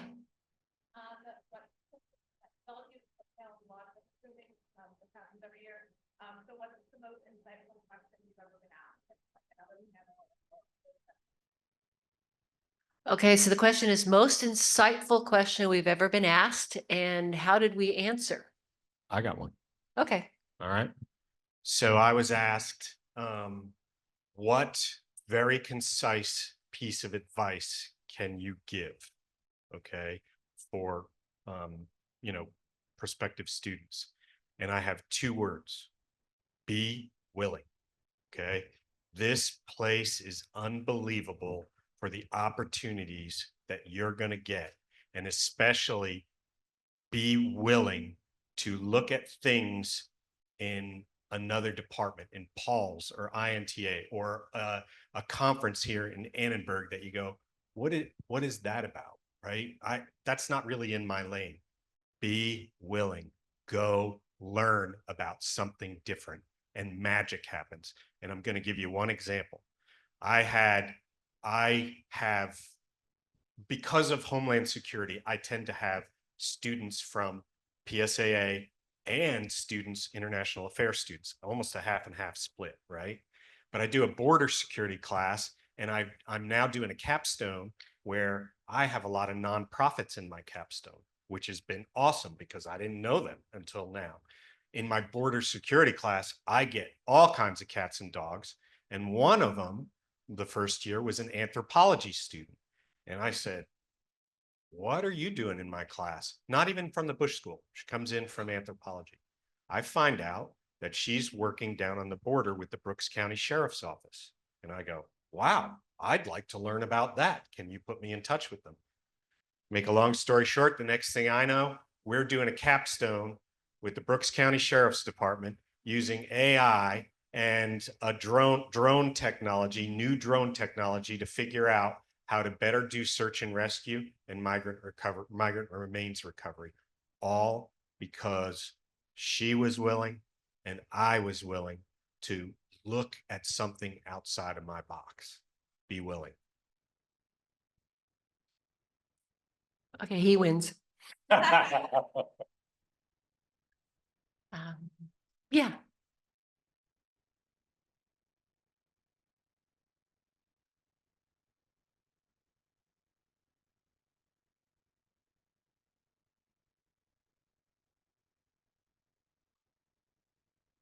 So what are some ways we help students navigate the difficult partisan conversations in the classroom? I think that the first thing we do is we lean into the Aggie core value of respect, which is we have to recognize that the conversation is not necessarily a debate that has to be won. That what has to happen is the listening, not the talking part of this engagement. And we don't have to persuade someone to our way of thinking in order to have had a successful exchange with them. Exchange of ideas that helps me, even if all it does is help me hone my argument so I'm more effective with other audiences, is good for me. And I'm trying to teach it to my students that the first thing is respect, that they don't have to agree with you. And there's no amount of volume in your voice that can get them to agree with you. But you have to allow for the fact that they choose to put the pieces together differently than you do. And you cannot override their free will by implying that somehow it's invalid if they disagree with you. We practice that a lot in the classroom through those conversations and discussions that Dan Debree was talking about down there. Those kinds of practical experiences of sticking up for your point of view in a way that is grounded in evidence, grounded in argument, and not in personality. Our syllabi all basically state that you will not, at Bush School students, on our student code of conduct, you will not dismiss ideas based on the characteristics of the person that is sharing those ideas with you. And that's something we deeply and firmly believe. So I think when you get people talking about the issues, there are ways of framing it to where everyone can have a diversity of opinion. So I teach foundations of the nonprofit sector, which ironically one time a student put on my evaluation, it was way too political. And I laughed so hard because we talk about poverty. We talk about justice. We talk about what are your rights? Is public education a right? Is housing a right? Is food security a right? And I often, find students like, I will say, let's play devil's advocate to this issue. What are we not seeing? What does the other side see about this? So I will challenge students, and I don't really want students to know where I sit. Like to me, that's my take. Everybody has a different take, but I don't want students to know where I sit on the spectrum politically and or about a particular policy issue. Right. And so my goal is to say, what are the pros? What are the cons? And look at it a little neutral. Right. I mean, I think this is what really, to your point, we need people that can evaluate a policy or a problem from all the different perspectives. So I actually, 2 weeks ago, I had my students read an activity on deep listening and what are the techniques of deep listening. And one of them is just being curious about the other person's point of view. And not because you want to win and change their point of view, but because you're genuinely curious. And sometimes that means you don't express your point of view immediately, and you hope that they ask you for it because they can see you're listening and you're engaging with what they're saying. And I'm not saying that sometimes with students, I do disagree with them, right? I mean, I'm a person, I have values, I have things I care about, but I don't want them to know that. And so there are techniques and they're sort of the soft skills, but this is what conflict resolution, diplomacy, being a good colleague in the workplace looks like. Is we could completely actually Professor We don't ever disagree. Professor Debree and I have tons of debates about all kinds of stuff. And sometimes I'm like, are we good? And he's like, yeah. Because I think that stimulates my brain because he's a Homeland Security guy. I'm a nonprofit, somewhere leaning social work person, and I see the world differently. And we have these great debates with ourselves. And so I want my students to sit on the opposite ends of a particular issue, not necessarily Republican, Democrat. It's like, what are the things we value and why? And that makes for the great class. When I have students that disagree, Yeah. and do it respectfully, like it happens here. We do have code of conduct, and I talk about what are our social norms. Those are the best classes when I've had a couple classes where these students are like, they end up being friends, but they are so different. And it is great. It is so great to watch because I don't have to do it. No. Somebody else can say that. Okay, can I jump? I'm passionate about this because Okay. that's where the learning happens, Yeah. right? I teach border security. I teach domestic intelligence. Border security especially gets passionate. Domestic intelligence can too. And I tell students, I go, my measure of success is by the end of the semester, if I've ticked all of you off for some reason or another, that's my measure of success. I'm joking, but what I will do a lot of times with Homeland Security, I have students who all kind of lean one way. So I start arguing the opposite side because it's got to be discussed. It has to be discussed. Be willing, right? Be willing to listen. Be willing to also talk and defend your ideas. And only on one time, I was so disappointed. And this is why I'm saying this is where the learning goes. I actually had to shut down discussion and said, because a line was crossed, respect was not shown. And I said, okay, stop talking. We're going on to the next thing. It's unlike me, and I couldn't believe I had to do it.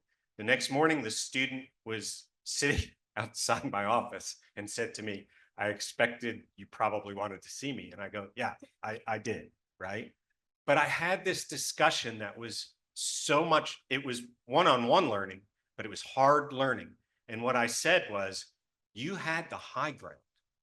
And I wanted to discuss this issue. And I agreed with you. And because you didn't show respect and I had to shut it down, we didn't get to discuss it. And the rest of the class didn't learn. And like Dr. Taylor and Dr. Robichau said, it's not about convincing that other student. It's that when you stop showing respect, you lost all the people that were listening. You may never convince that one student, but in this case, it was a hybrid class and there were 25 other people listening and you lost them too, right? So when respect breaks down, so does learning. And in that case, it really did. I don't need to, the issue I really wanted to discuss and it couldn't do it. So.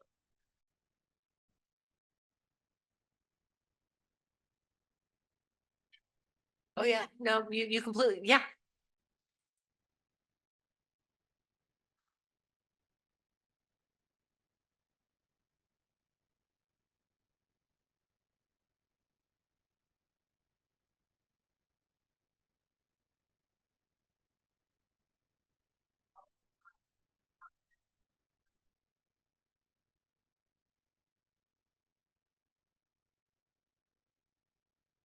Okay, so the question is, the internet, there's a lot of stuff out there. Some of it's good, some of it's bad. What's our advice on how to sift through all of the deluge to pull out that which you can rely on? And what is worth paying attention to? And I'll admit, sometimes you have to skim the surface of the garbage just so you know what's being said so you can counter it effectively. But I think that the most important thing is to consider the source and and that when people are not willing to own the ideas with names, with citation, with attribution, you just can't trust anonymous sources floating anonymously out there. What a practitioner of public service can generally rely on, not always, but generally rely on, is work that's been through a peer review process, not necessarily a formal publication process, but a peer review process, some process by which the ideas were kind of held up to scrutiny and evaluated. Sometimes garbage slips through there too. But the idea is that you want to know how it was vetted and how did people who are in a position to know truth from fiction react to this particular piece of work. And you definitely don't want to be forwarding to all your network stuff you haven't read from the top to the bottom yourself. Because the fact that the headline looked really cool doesn't mean that the body even matches the headline. And one of the ways that, you can get a storm of angst going, in my opinion, is when people start forwarding stuff without actually being critical thinkers about what is this idea. People presume that I forward it, I'm not taking any ownership position. And I think that's wrong. If you spread the gossip, you're a gossiper. And so you have to own what you're willing to share, you're willing to say in public to other people. And if you're not willing to say it to other people, you shouldn't be forwarding it to other people.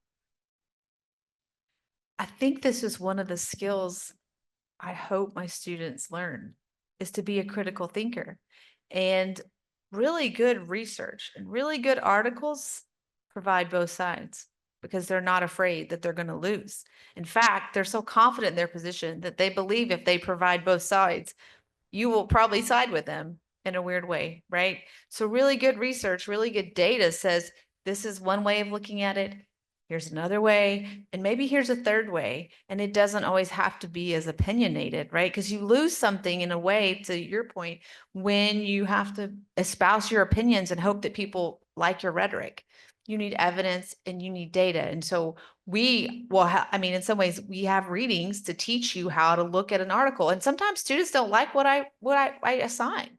And those are some of the best conversations. We're like, I don't like that. I don't agree. I'm like, tell me why. What evidence do you have to dispute this? And so critical thinking skills is really time consuming, developing those and learning how to do it well. And so I think right now it is more important than ever when we have a major political divide, right? And tribalism. And I want my students to be able to speak all those languages across the tribes. And through doing that, through evidence and data and being curious, asking good questions. And sometimes that means being critical. And sometimes maybe you do have an opinion, you express it, but you use a way of thinking that is calm and rational and neutral in a way to try to show people, here's the position, here's the other side. And I think you have to rely upon the faculty. I know all of you have visited the website and you see the depth and breadth of knowledge. Ask and say, where can I find information on this? Where can I find data on this? Our job isn't to sway you one way or another. It's to point you in the direction that gives you that academic and theoretical, conceptual and practical underpinning for making your own decisions, right? Based on the evidence you find. Cool.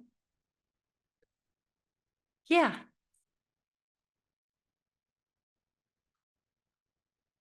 What are some other kinds of skills you're hoping your students are learning? So you heard about the debate. You heard about my exercise where they briefed the president.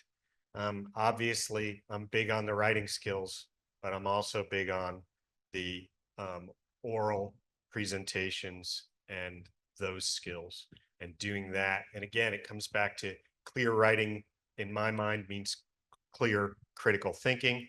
Clear debate means clear critical thinking. And it's all three of those: critical thinking, the writing, and the speaking. So I'm just adding the speaking to answer.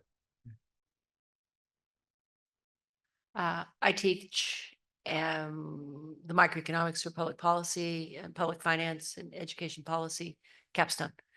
What I'm really wanting the students to get are those analytical skills, the ability to apply economic models to help forecast human behavior, to be able to anticipate the likely and unlikely consequences of a particular policy decision so that you can help quantify as best one can the costs and benefits of a particular program. But bottom line is I want my students to be able to recognize when the small number of economic tools we're building for them should be used. So I want them to know, when is this a question that really needs you to do kind of supply and demand? And when is this something that you're really after thinking about who bears the burden of a tax and how am I going to figure out who bears the burden of the tax? What I really want them to learn is to recognize that the homework problems, they're small, they're stylized, they're simplified, but they generalize nicely to lots of big, practical, important kinds of questions. Like, who bears the burden of this tax? Well, it depends on, the elasticity of supply and demand. And I want them to be able to kind of know that knee jerk in their bones so that they can be ready when some policy they've never seen from me or they've never been proposed in class comes their way. They can break it down to the elements and be able to take them on, recognizing that they've seen the pieces before, even if the whole of the policy is brand new. Yeah.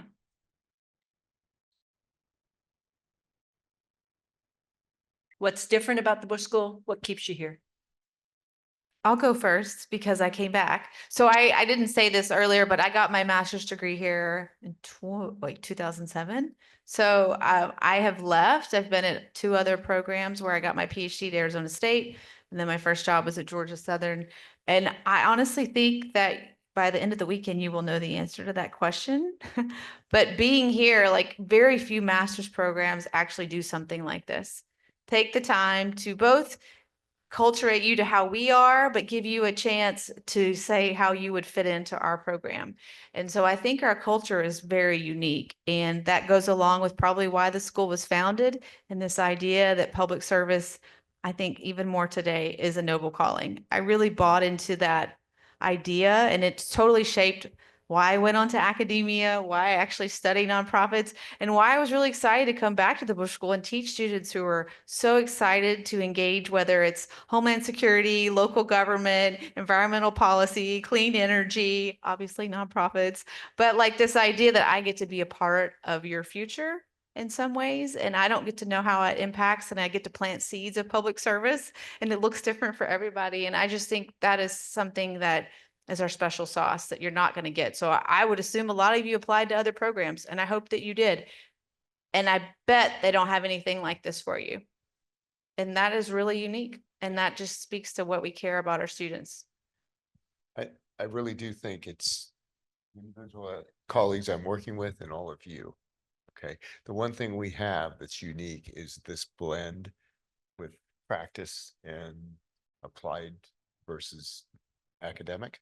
And I'll harken back to a conversation I had with a student who chose another program and said, it was great, except when I got my first opportunity for a job, I really kind of stumbled a little bit because I didn't get kind of the both perspectives that you need to go out there in the world and make a difference, right? And this is what we're talking about, is making an impactful difference in the profession. And whether you continue with your academics or whether you join practice, the bottom line is you're going to have a better understanding of how to navigate those critical issues and be critical thinkers. So You need the theory to organize your thoughts, to break down all of the complexity into manageable chunks that you understand how to interpret. But you need the application to be able to see the connections, to be able to engage immediately, to be able to have impact quickly in your career. And the Bush School is one of the few programs out there that it explicitly and organically ensures that you come into contact with both practitioner faculty and scholarly faculty on every aspect of the school. I think another really important feature of the school is something I talked about when we were doing the curriculum, is that we are a comprehensive school. We offer you the opportunity to be exposed to the issues of policy analysis, the issues of public management, the issues of nonprofit management, rather than forcing you to specialize down immediately into one, because there's a lot of discovery that goes on from that exposure. And there's a lot of recognition on the part of your faculty who have thought deep thoughts at faculty retreats and back in classrooms ourselves about what you need to know. And one of the things we recognize is that public service careers now and in the future are not going to be sector specific. You'll start in the government, you'll move to a nonprofit, you might move back to a government, you might start in one particular space and move to. People have to be able to move seamlessly across the various modalities of public service. And the way that we've designed our degree makes that easier for Bush School graduates than for other folks. I'll jump in with something more basic, because we've all talked about the culture of service, and that's really important to me, and that drew me down here for the interview. But when I was down here for the interview process, to get the job, it was over a day long, and you meet with all the professors, and I had to have lunch with two professors. One was a Dr. Robichau and the other one was Dr. Greer. And I remember sitting there in lunch thinking about it and talking to them about this. And I'm like, now remember, I'm coming from DHS, right? Federal Climate Surveys and Department of Homeland Security. They're always way at the bottom, right? And don't get me wrong, I was happy at DHS, but I was sitting there eating with Dr. Robichau and Dr. Greer, and it just slapped me in the face. I go, these people are really happy to come to work every day. Right? And I go, He has not told me this. I So told you that, no? And I'm like, and everybody I've met here is really happy to be coming to work. At least it seemed to be. Maybe they were putting on, but I don't think so because I've been here and I'm happy to come to work. And the culture here is awesome. And I do a lot of work up in DC too. The culture and I think it comes from that sense of service. And, you know, that was one of the reasons. The culture here is just, people are happy to come to work and happy to teach. So I'm hoping you guys are happy to come in and learn. Yeah, I am so very fortunate in my faculty, and you know why, and in the students I get to work with. And if you keep your ears perked up over the next day, you'll know why as well. I also have learned great wisdom in my role as department head, and one of those great sources of wisdom is never get between people and food. And it is now 2 minutes to 6, so I am calling it for the panel. Please join me and give it up for the MPSA faculty. Howdy. Okay, it's been a long day. And I wanted you to know that we appreciate your patience. I know sometimes this feels like I've talked to 15 people already. I don't know how many more questions I have. You've covered everything you need to, but you guys are good sports. We appreciate you being here and doing this with us. Now, today, to end this last hour, right, there's some coverage of financial aid and the timeline, what's going to happen for the next week or two. And Dr. Taylor will do that. What I'm going to do quickly is talk a little bit about the international experiences that we can provide students. And then we've got two others. They're going to cover the nonprofits and how we support our students in that field, more so than just the student organizations, right? And then we've got Dr. Nakamura who's going to cover with the city government's program. So again, more than the student groups that you just had. So how we work and network with the faculty, peer connections and leads and the internship opportunities and just the advantage of a Bush School education for those purposes. Now, Corey is supposed to be here today to talk about the international experiences, but I got a call earlier today that she is sick. So I'm going to briefly cover what I can about what we do. And certainly, if there are questions that I'm not addressing very well, you can email me. You all know my email is Bush School Admissions. You can get a hold of me that, and I will forward it to Corey. And she'll be able to cover those types of questions much more than I can.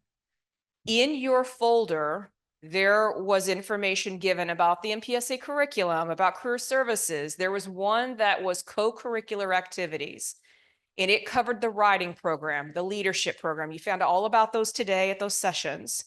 But the one that wasn't really covered in detail, which we're going to do right now, was the section at the bottom about studying internationally. And so I wanted you to know that there is the education that you get here at the Bush School in the classroom, but there are opportunities to study abroad or to travel abroad. Those opportunities vary according to each year and sometimes what faculty are able to set up with a certain location or activity. So for instance, if you look down on that sheet, or just listen to me here, one of the trips that Robbie Robichau, that was up here yesterday, right? She did the nonprofits. She did a trip in August of last year to Greece. So she basically went together with another department and they traveled and they covered an examination of environmental, social, and governance issues in Europe centered on green energy and the proposed closure of a recently developed power plant. She said, we did some real serious stuff, but we also went and spent some time at the beach and just enjoyed the fact that we could be in Greece in this lovely weather and experience that culture and then came back. And you pay for an additional cost for those trips, just like a normal study abroad, but you are getting a 3-hour course credit for that trip and the subsequent work that you would be required to meet in a paper meeting with that professor in a fall class. These have all differed over the years, so I don't have a lot of detail with them, but there are opportunities that sometimes our faculty will put together to travel abroad. So we've done another one with international affairs several years ago before all the Israel issues.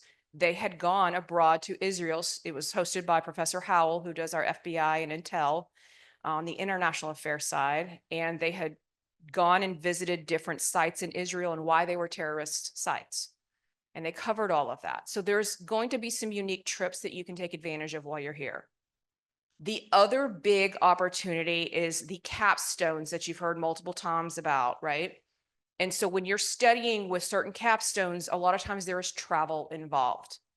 Sometimes those trips have been to Europe. Sometimes they've been to the Rio Grande Valley. Sometimes they've been to Mexico City working for nonprofit in different groups. Sometimes they've been up into DC or somewhere else in the Northeast for certain groups. I know Adam is my GA who wasn't here today, but his group is going to Hawaii for one of their defense. So that kind of opportunity can exist for your capstone. It is typically mostly covered by the Bush School. Sometimes if it's an expensive place, they will ask if you're going to go, you may have to foot some of the bill for it. But that is another opportunity that you can do here. The third one is a little bit newer for me, and it's on the back of the sheet. I've got to reference it because we used to have semester abroad agreements with certain countries, in particular for the international affairs program, where students could go abroad and work on language and focus on a particular area. So if they were studying Korean, there were a couple of schools in South Korea, they could spend a semester abroad and take classes and work on their language and come back with a couple of course credits. They weren't the course credits for language, but there were some other ways of getting some credits. I'm not sure how that worked. Now those mostly fell apart during COVID, and a lot of them were not re-signed because A&M pretty much wanted to go through their education abroad office. So now they list a couple of opportunities that you can work with Texas A&M Education Abroad to do courses and do some type of a semester exchange. I'm telling you, it would probably be something you have to very closely work with your department, and you're going to have to realize you're probably going to graduate behind your class, because I doubt that you're necessarily going to stay on track by taking a semester abroad. You maybe not be taking 4 courses that are going to be able to transfer in. So it's something you have to think long and hard about. Some of our students do stay a semester and graduate after the summer. Some will even see if they can get scholarship for an extra semester for the fall, and if the department will work with them, and they'll just lengthen their program a little bit. Those right now, for instance, there is one with Lancaster University for politics and international relations. National University of Singapore does public policy. Osaka University does policy. Swansea University in Wales does policy and international relations. And there's several others, right? So those are things that if you are interested in learning more about, you're going to either have to work with Corey and or your department to see what it takes to do it. But you would need to inquire about that pretty much when you get here in the fall in order to get everything lined up in the spring, because most study abroad opportunities are done in your fall semester of your second year. But again, MPSA is a little different because of the capstone. So I don't know how this would work as smoothly. So we'll have to see if this is something that's a little more limited to international affairs students who have a little more flexibility, or if there's a way to work these kinds of things in. But you definitely have the capstones, and you definitely have more like these field seminars, these 2-week to 3-week trips that can be worked in, just like what Dr. Robichau did with Greece, right? Unfortunately, I don't have a lot more information on that. That's why I wanted Corey to talk about this. But are there general questions that maybe I can answer? Or feel free to email me at bushschooladmissions@tamu.edu, and I will be happy to send those to Corey to answer for you. Okay. Anything at all? Okay. I knew this would go pretty quickly. So I'm going to pass this over first and foremost to Dr. Nakamura and ask him to talk a little bit about the city governance program in more detail, right? Do you run that with both Dr. Greer and with Dr. Hoffman? Professor Hoffman? Okay. I'm going to learn too. Okay, well, good afternoon, everyone. I'm not going to say howdy, you all are tired, right? It's been a long day. And, remember I said your brain will hurt at the end of the day, or your brain hurts? It does, right? And hopefully we've put our best foot forward, because everybody I talk to has been very inspirational and very committed. And that's what we love here at the Bush School. And you can tell by the faculty you interviewed with, or the staff you've interviewed with, we're all very passionate about ourselves, our opportunities, and the opportunities we're going to provide you, as well as those opportunities you're going to provide us, because you're the legacy, right? So with the local government program, and I shared this morning, where the rubber meets the road, it really is, because that's where you can touch it. Okay, you can feel it. And there's so many opportunities. We have the ICMA chapter here, as some of you saw downstairs, International City County Managers Association. Those types of opportunities are for you.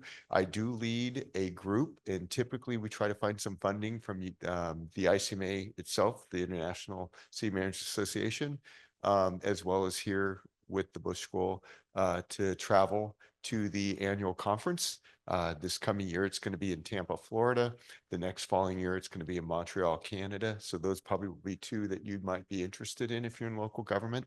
And what's great about that is usually what we do is we set up or have a network of individuals that you can talk to that are in the profession, that are actually working in the profession. They could be department directors, community development directors, public works directors, public information officers, intelligence officers at the local level, and city managers, let you know what it's like working in the profession. The other setup we have is with recruiters, and you get to ask them, what do you want to see on the resume? What do you want to see on a cover letter? What don't you want to see on a cover letter and resume?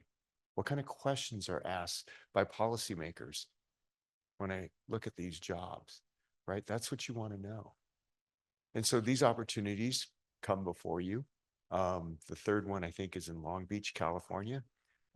Again, they're international. So we have city managers from all over the world.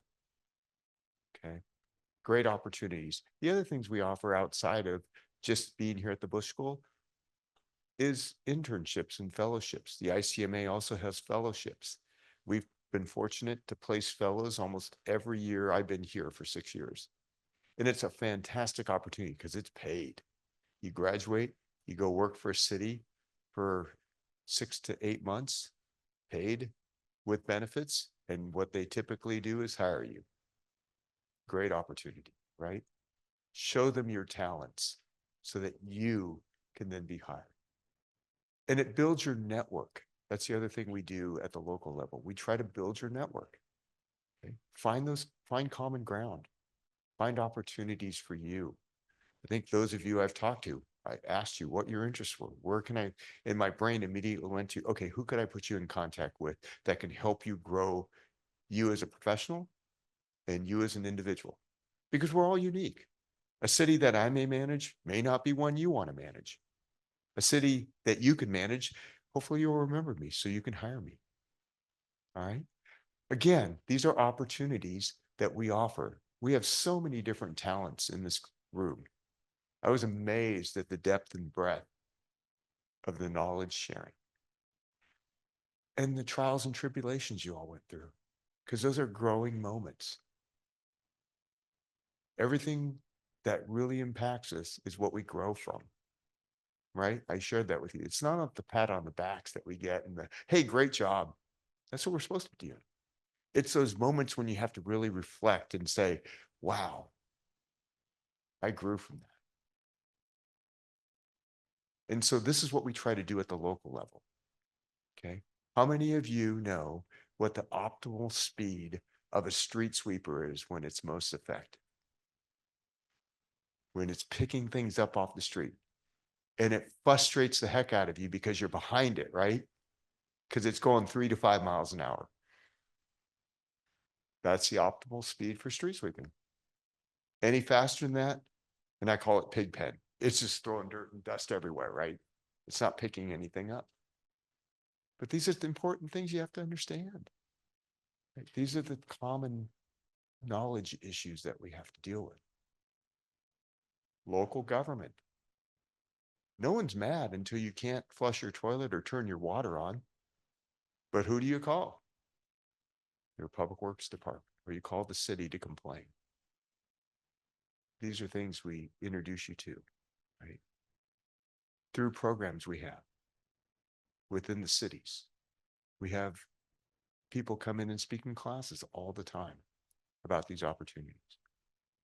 And we collaborate most effectively with our next guest speaker, Dr. Seaworth, because nonprofits are a critical component of how we provide services and programs at the local level. Habitat for Humanities, right? All these organizations typically rely on CDBG funding, which local governments receive as pass-throughs from the federal government and get carried forward to our nonprofits. I shouldn't talk about this. She's the expert. But what I love about this university and what this school represents is that collaboration. You saw it last night. You saw it today. It's energy, and that's what we love.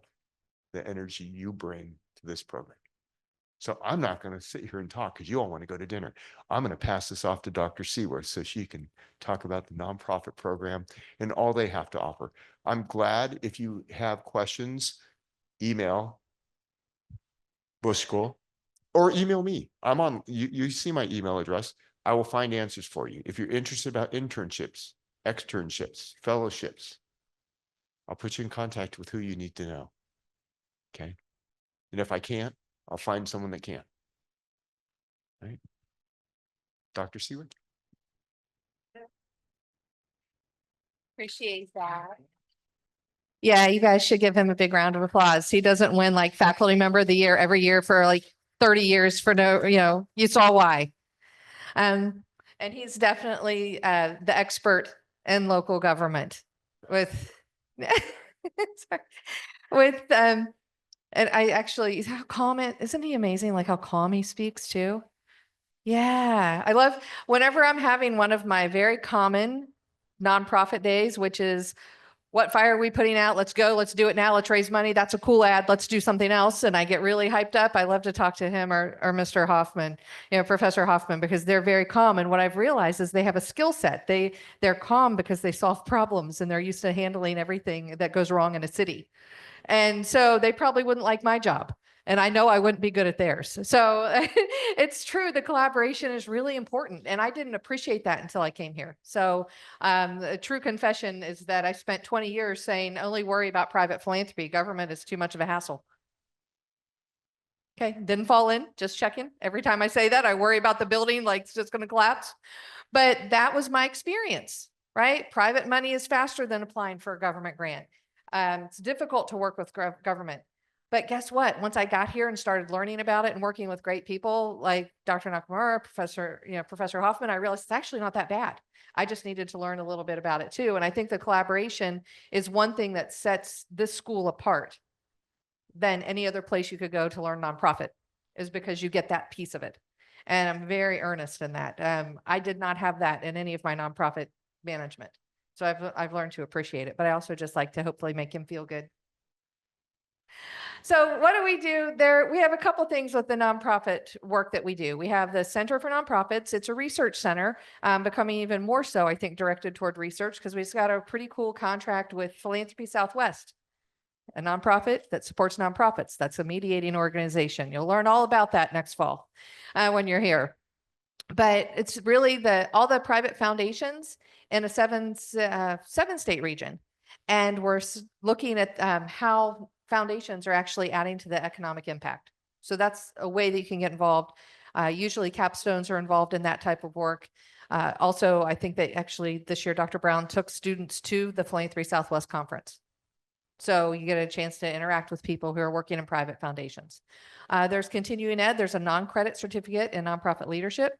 You guys don't need to worry about that because you're here to get credit stuff. But so you do know that that's what's happening there. And we're trying to reach out to folks who are currently working in the field and want to get a little more support.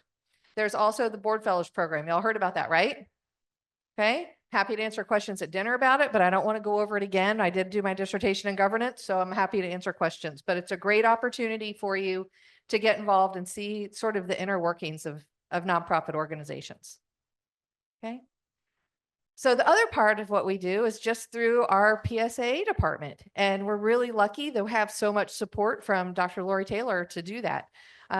Within that, we have the Association of Fundraising Professionals. And I know you've met some of my fave students. They're out, they're vocal and supporting AFP. I've seen a lot of them volunteering this weekend.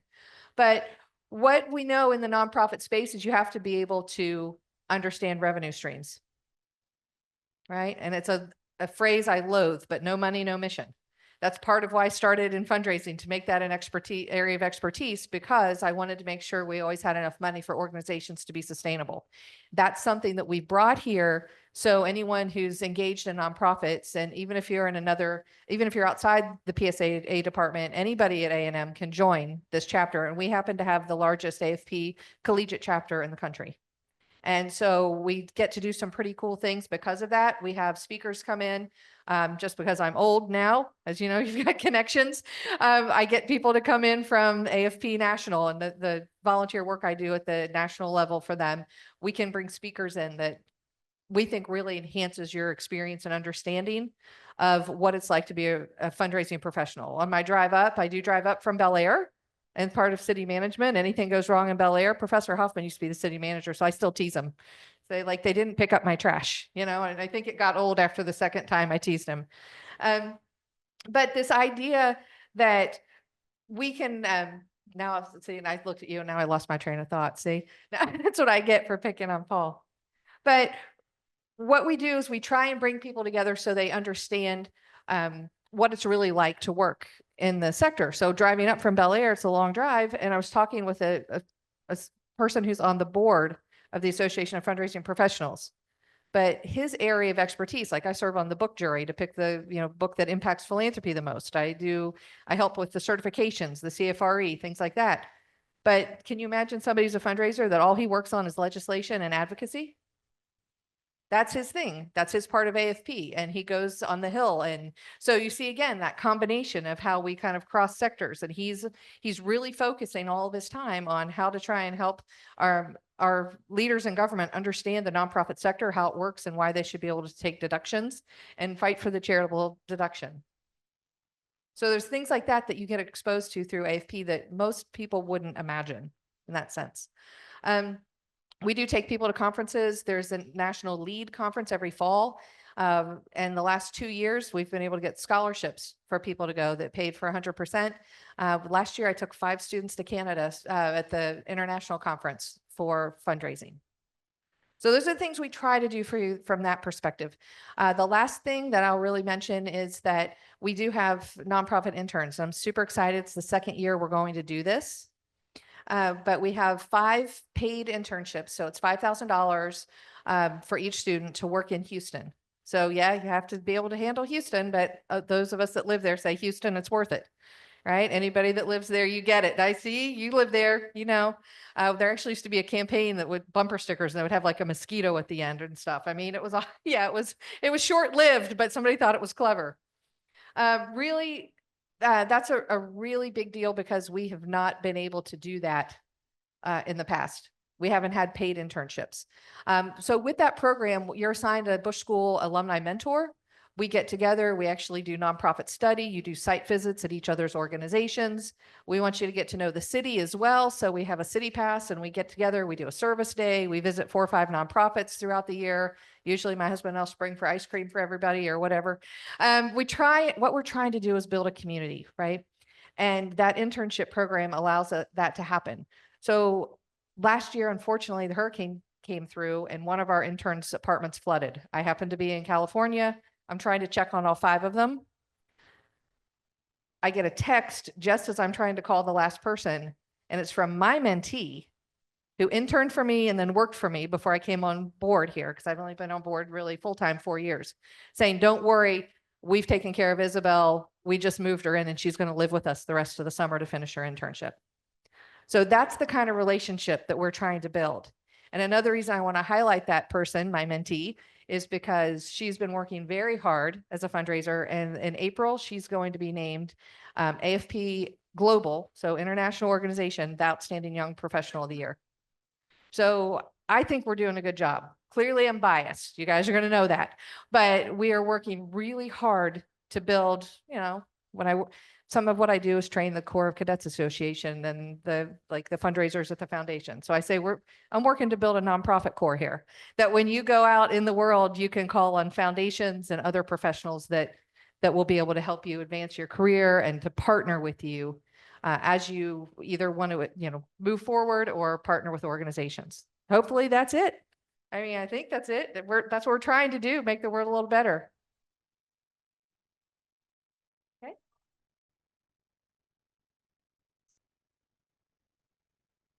And I will be around for dinner. I'm going to stay. I mean, why drive back early? I can answer questions for you then.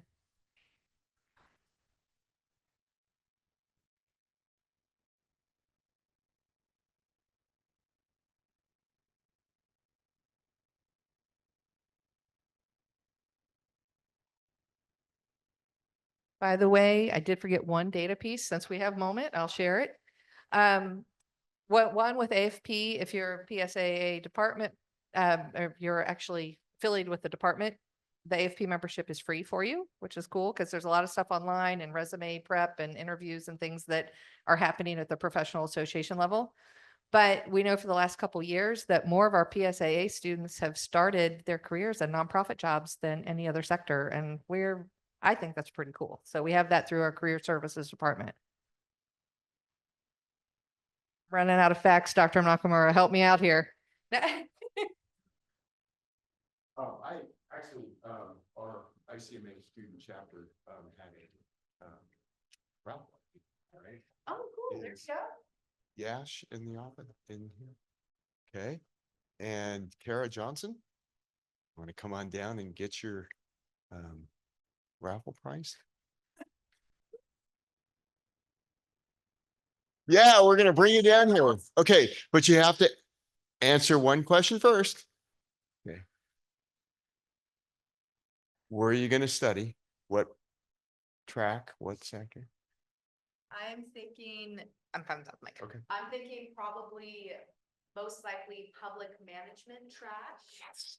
And then concentration is likely going to either be energy, environmental technologies, homeland security, or state and local. I'm figuring that out. Mention local that you get your book. Thank you. Thank you, Karen. Yes. Okay, you got to tell everybody. Focus. Yeah. I'm thinking of on the public management track Great. and concentrate and pursuing a concentration homeland security policy or mental health policy. That's kind of where my head's at. Okay, that didn't mention local, so you don't get your book. No, I'm just kidding. Congratulations. Thank you. So fantastic, right? These two individuals right here. Yeah. I do want to recognize Miss Meyer, right? Because guess what? Her team, which includes Ashley and Annetta. Where's Annetta? Okay, remember, 3 people coordinated pretty much all of this for the whole weekend. That's fantastic, right? They deserve the recognition.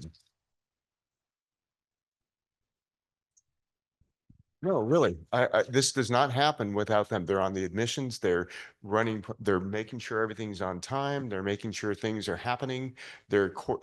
All those interviews you went, that's her spreadsheet, their spreadsheet that they put together. And it's amazing how you can get this many people in that seamless, right? So thank you very much.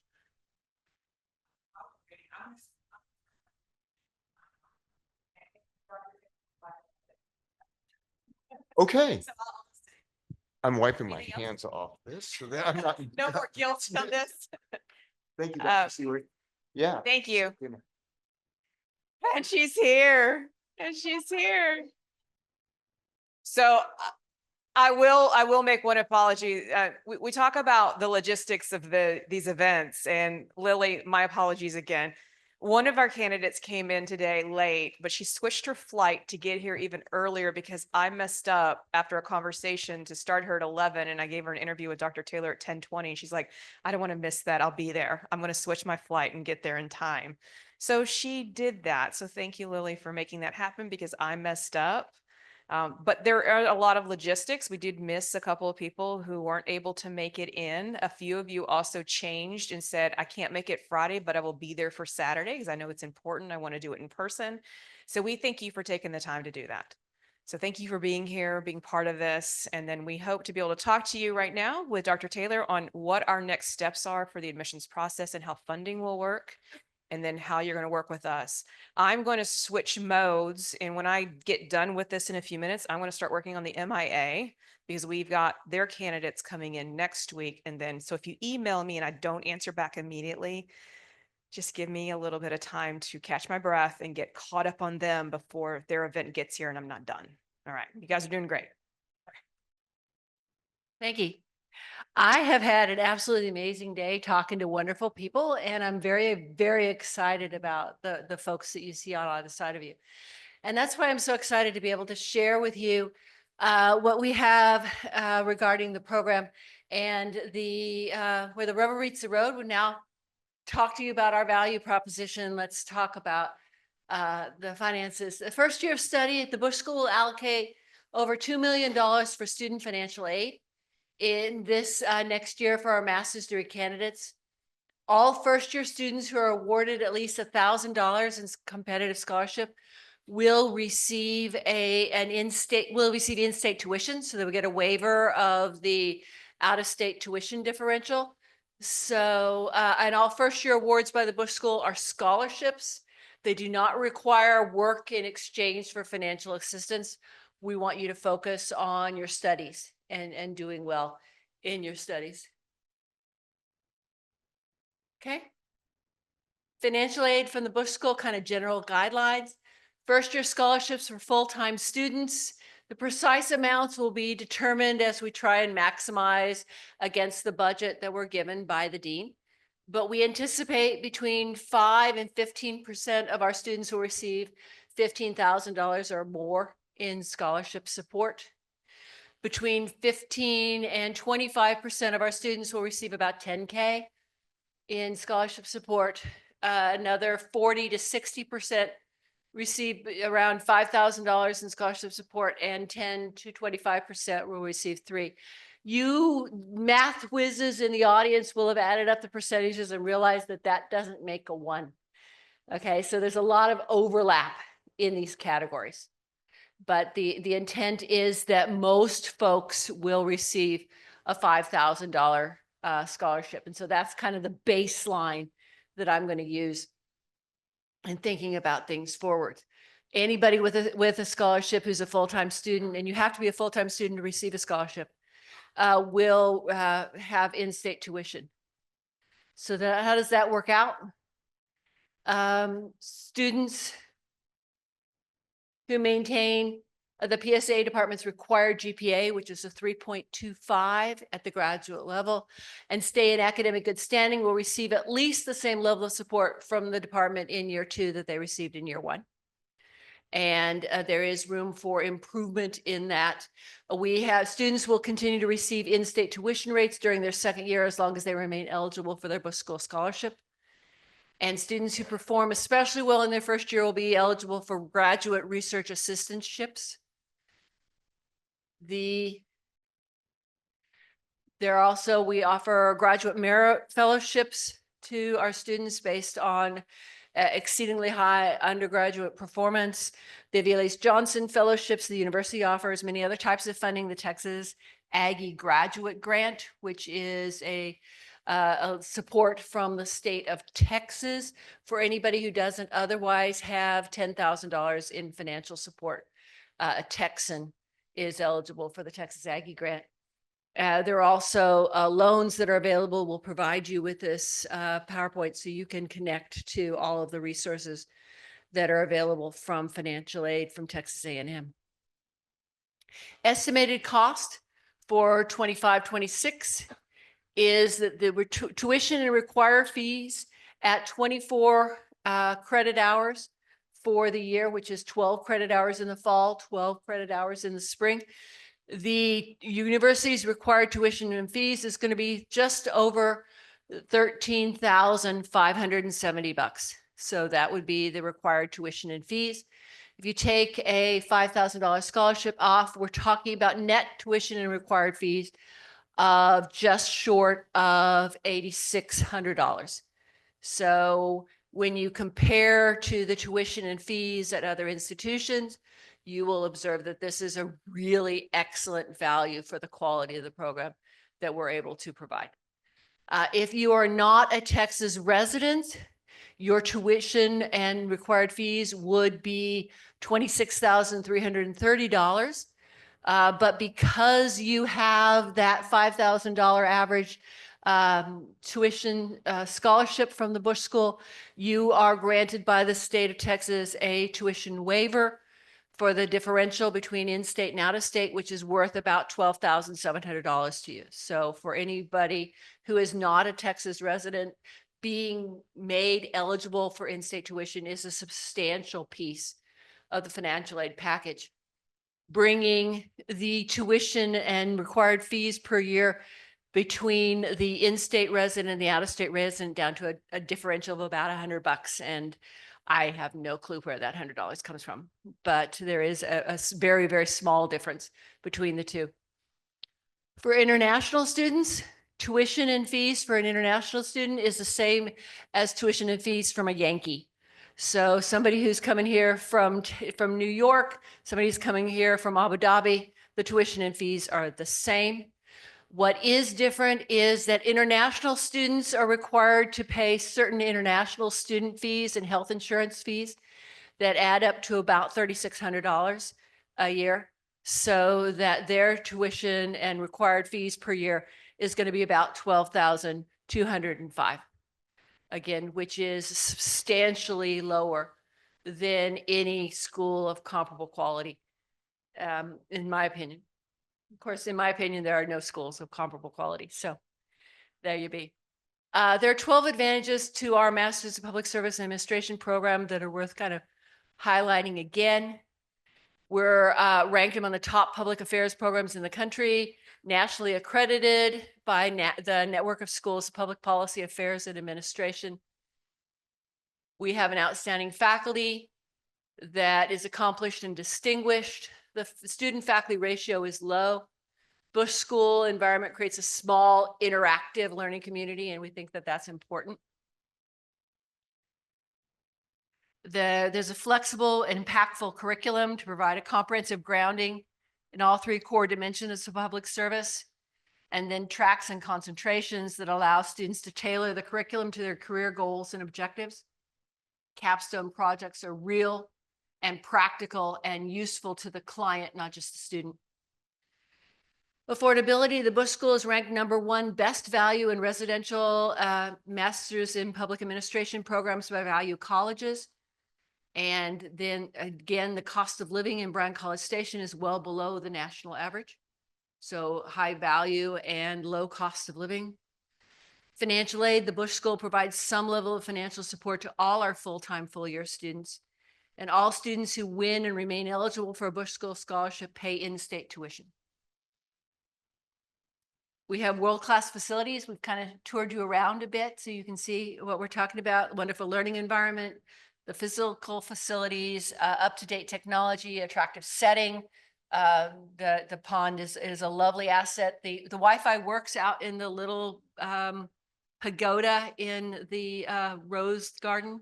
So if you want to study out there, go right ahead. And you're close to the Presidential Library and Conference Center, where in fact, you're in it right now. Excellent professional development opportunities, public service leadership program, the Dean's Leadership Certificate, Medal of Excellence, Bush Board Fellows, writing program. That's only some of what we have to offer for you. Explore any and all of it. Extensive menu of speakers, seminars, and conferences, particularly coming from our sponsored events for the Center for Nonprofit and Philanthropy, the Mosbacher Institute, Scowcroft Institute, Albritton Center, and the Program for Women, Peace and Security, all of whom will hold conferences at some point or evening events here at the library. All the advantages of a major research university. Bush School is small, but it's part of a large land grant, sea grant, and space grant university. You can tap into all those resources. You can take coursework throughout the university, take advantage of the expertise in a variety of disciplines. You can take courses in the business school, the public health school, the urban planning, education, geosciences, elsewhere on campus. You can join the Aggie Network, which is 500,000 strong at this point and growing. So a huge support network for Aggies helping Aggies. There are outstanding opportunities outside the classroom. Summer internships, TAMU clubs and organizations, Bush School organizations that you might want to become involved in, student government, public service organization, ambassadors council, Bushwhacker athletics. We've already discussed the Dillo, and we are keeping the dang Dillo. Okay. Our students graduate ready to make a difference. More than 90% graduate within 2 years. More than 95% of our students graduate within 4 years. We don't admit anyone we don't expect to graduate. We have no interest in weeding anyone out. We are investing in you. And if you will do the work, and it is a lot of work, but if you will do the work, your faculty will drag your hiney kicking and screaming across the finish line and get you to graduation. And once you graduate, our graduates excel. More than 90% of our graduates have career-related job offers within 6 months of graduation. When surveyed, the vast majority of supervisors of our graduates rate our graduates as equal or better than their peers. Our students are more likely to go into public service jobs than the graduates of most other schools of public affairs. Our people are out there ready to make a difference, and they're getting employed in positions where they have the authority to start making a difference almost from the beginning. So we are just excited about the quality of our program and excited about the peers that you see around you in this room. This is going to be an amazing cohort of folks for you to spend the next 2 years of your journey with. And one of the secret sauce of Interview Conference Weekend is we want to get you to College Station. We want to get you to interact with our faculty, see our students, engage in our space, because we're proud of all of that. But we really want you to meet your peers, because these are the people who will have an enormous impact on your life, and they're outstanding. And you belong with them. And we will not offer you admission if we don't firmly believe it in our soul that that is true. The admissions committee is going to meet within the next 2 weeks. We're looking at the last couple days of February to make admissions decisions. And then Ashley and Kathryn will have zip-de-doo time to rest as they turn around and start reaching out to you with information about your admissions decision. You will have until April the 15th to decide whether or not you're willing to accept our offer of admission and the scholarship that our scholarship committee has determined is most appropriate for you given our budget. But if you make a choice and decision earlier, we'd love to hear about it as soon as you know, because that will allow us to move to people on the wait list, to reallocate scholarship funds if you decide to make the decision that someplace else is better for you. We're in your camp. We're happy for you. We'll cry, but we will be happy for you. And if you let us know early, then we can reallocate those funds usefully. Okay, we're kind of like an airline. We overbook. We recognize that some fraction of y'all are going to get lured away by those weasels over there in Austin or some other institution. But it would be really helpful to our blood pressure if you could give us information as soon as you know for sure what your choice is going to be. Please let us know. Okay. This concludes my prepared remarks, but I would love to answer any questions that any of you might have about our process, our program, where to go for dinner tonight. The answer is right over there. Kathryn's ready to feed you. Okay. I have two kids that one of them graduated from A&M. The other one is in his doctoral program over in chemical engineering. So I do have good network for any questions you might have about the community. I can connect you with them and they can answer questions for you. Just let me have it. What do you got? Yeah.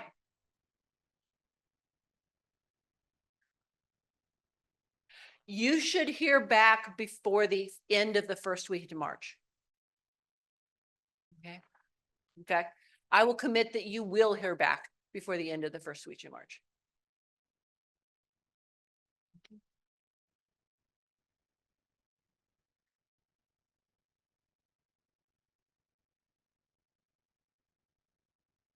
You guys have been like on your A game, and I know that's exhausting, and you've been on your A game for the whole dang day. And I have heard commentary as to getting all you up at 8 in the morning, being not exactly unrude.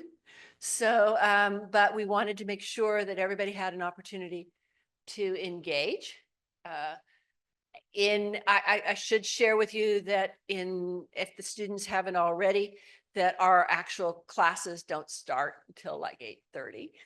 So that extra half hour of sleeping in is amazing comfort. I do recognize that. But you know, this is our job. And in Texas, the workday is 8 to 5, not 9 to 5, but we do take an hour for lunch. So any questions? I am standing between you and whatever it is that Kathryn has arranged.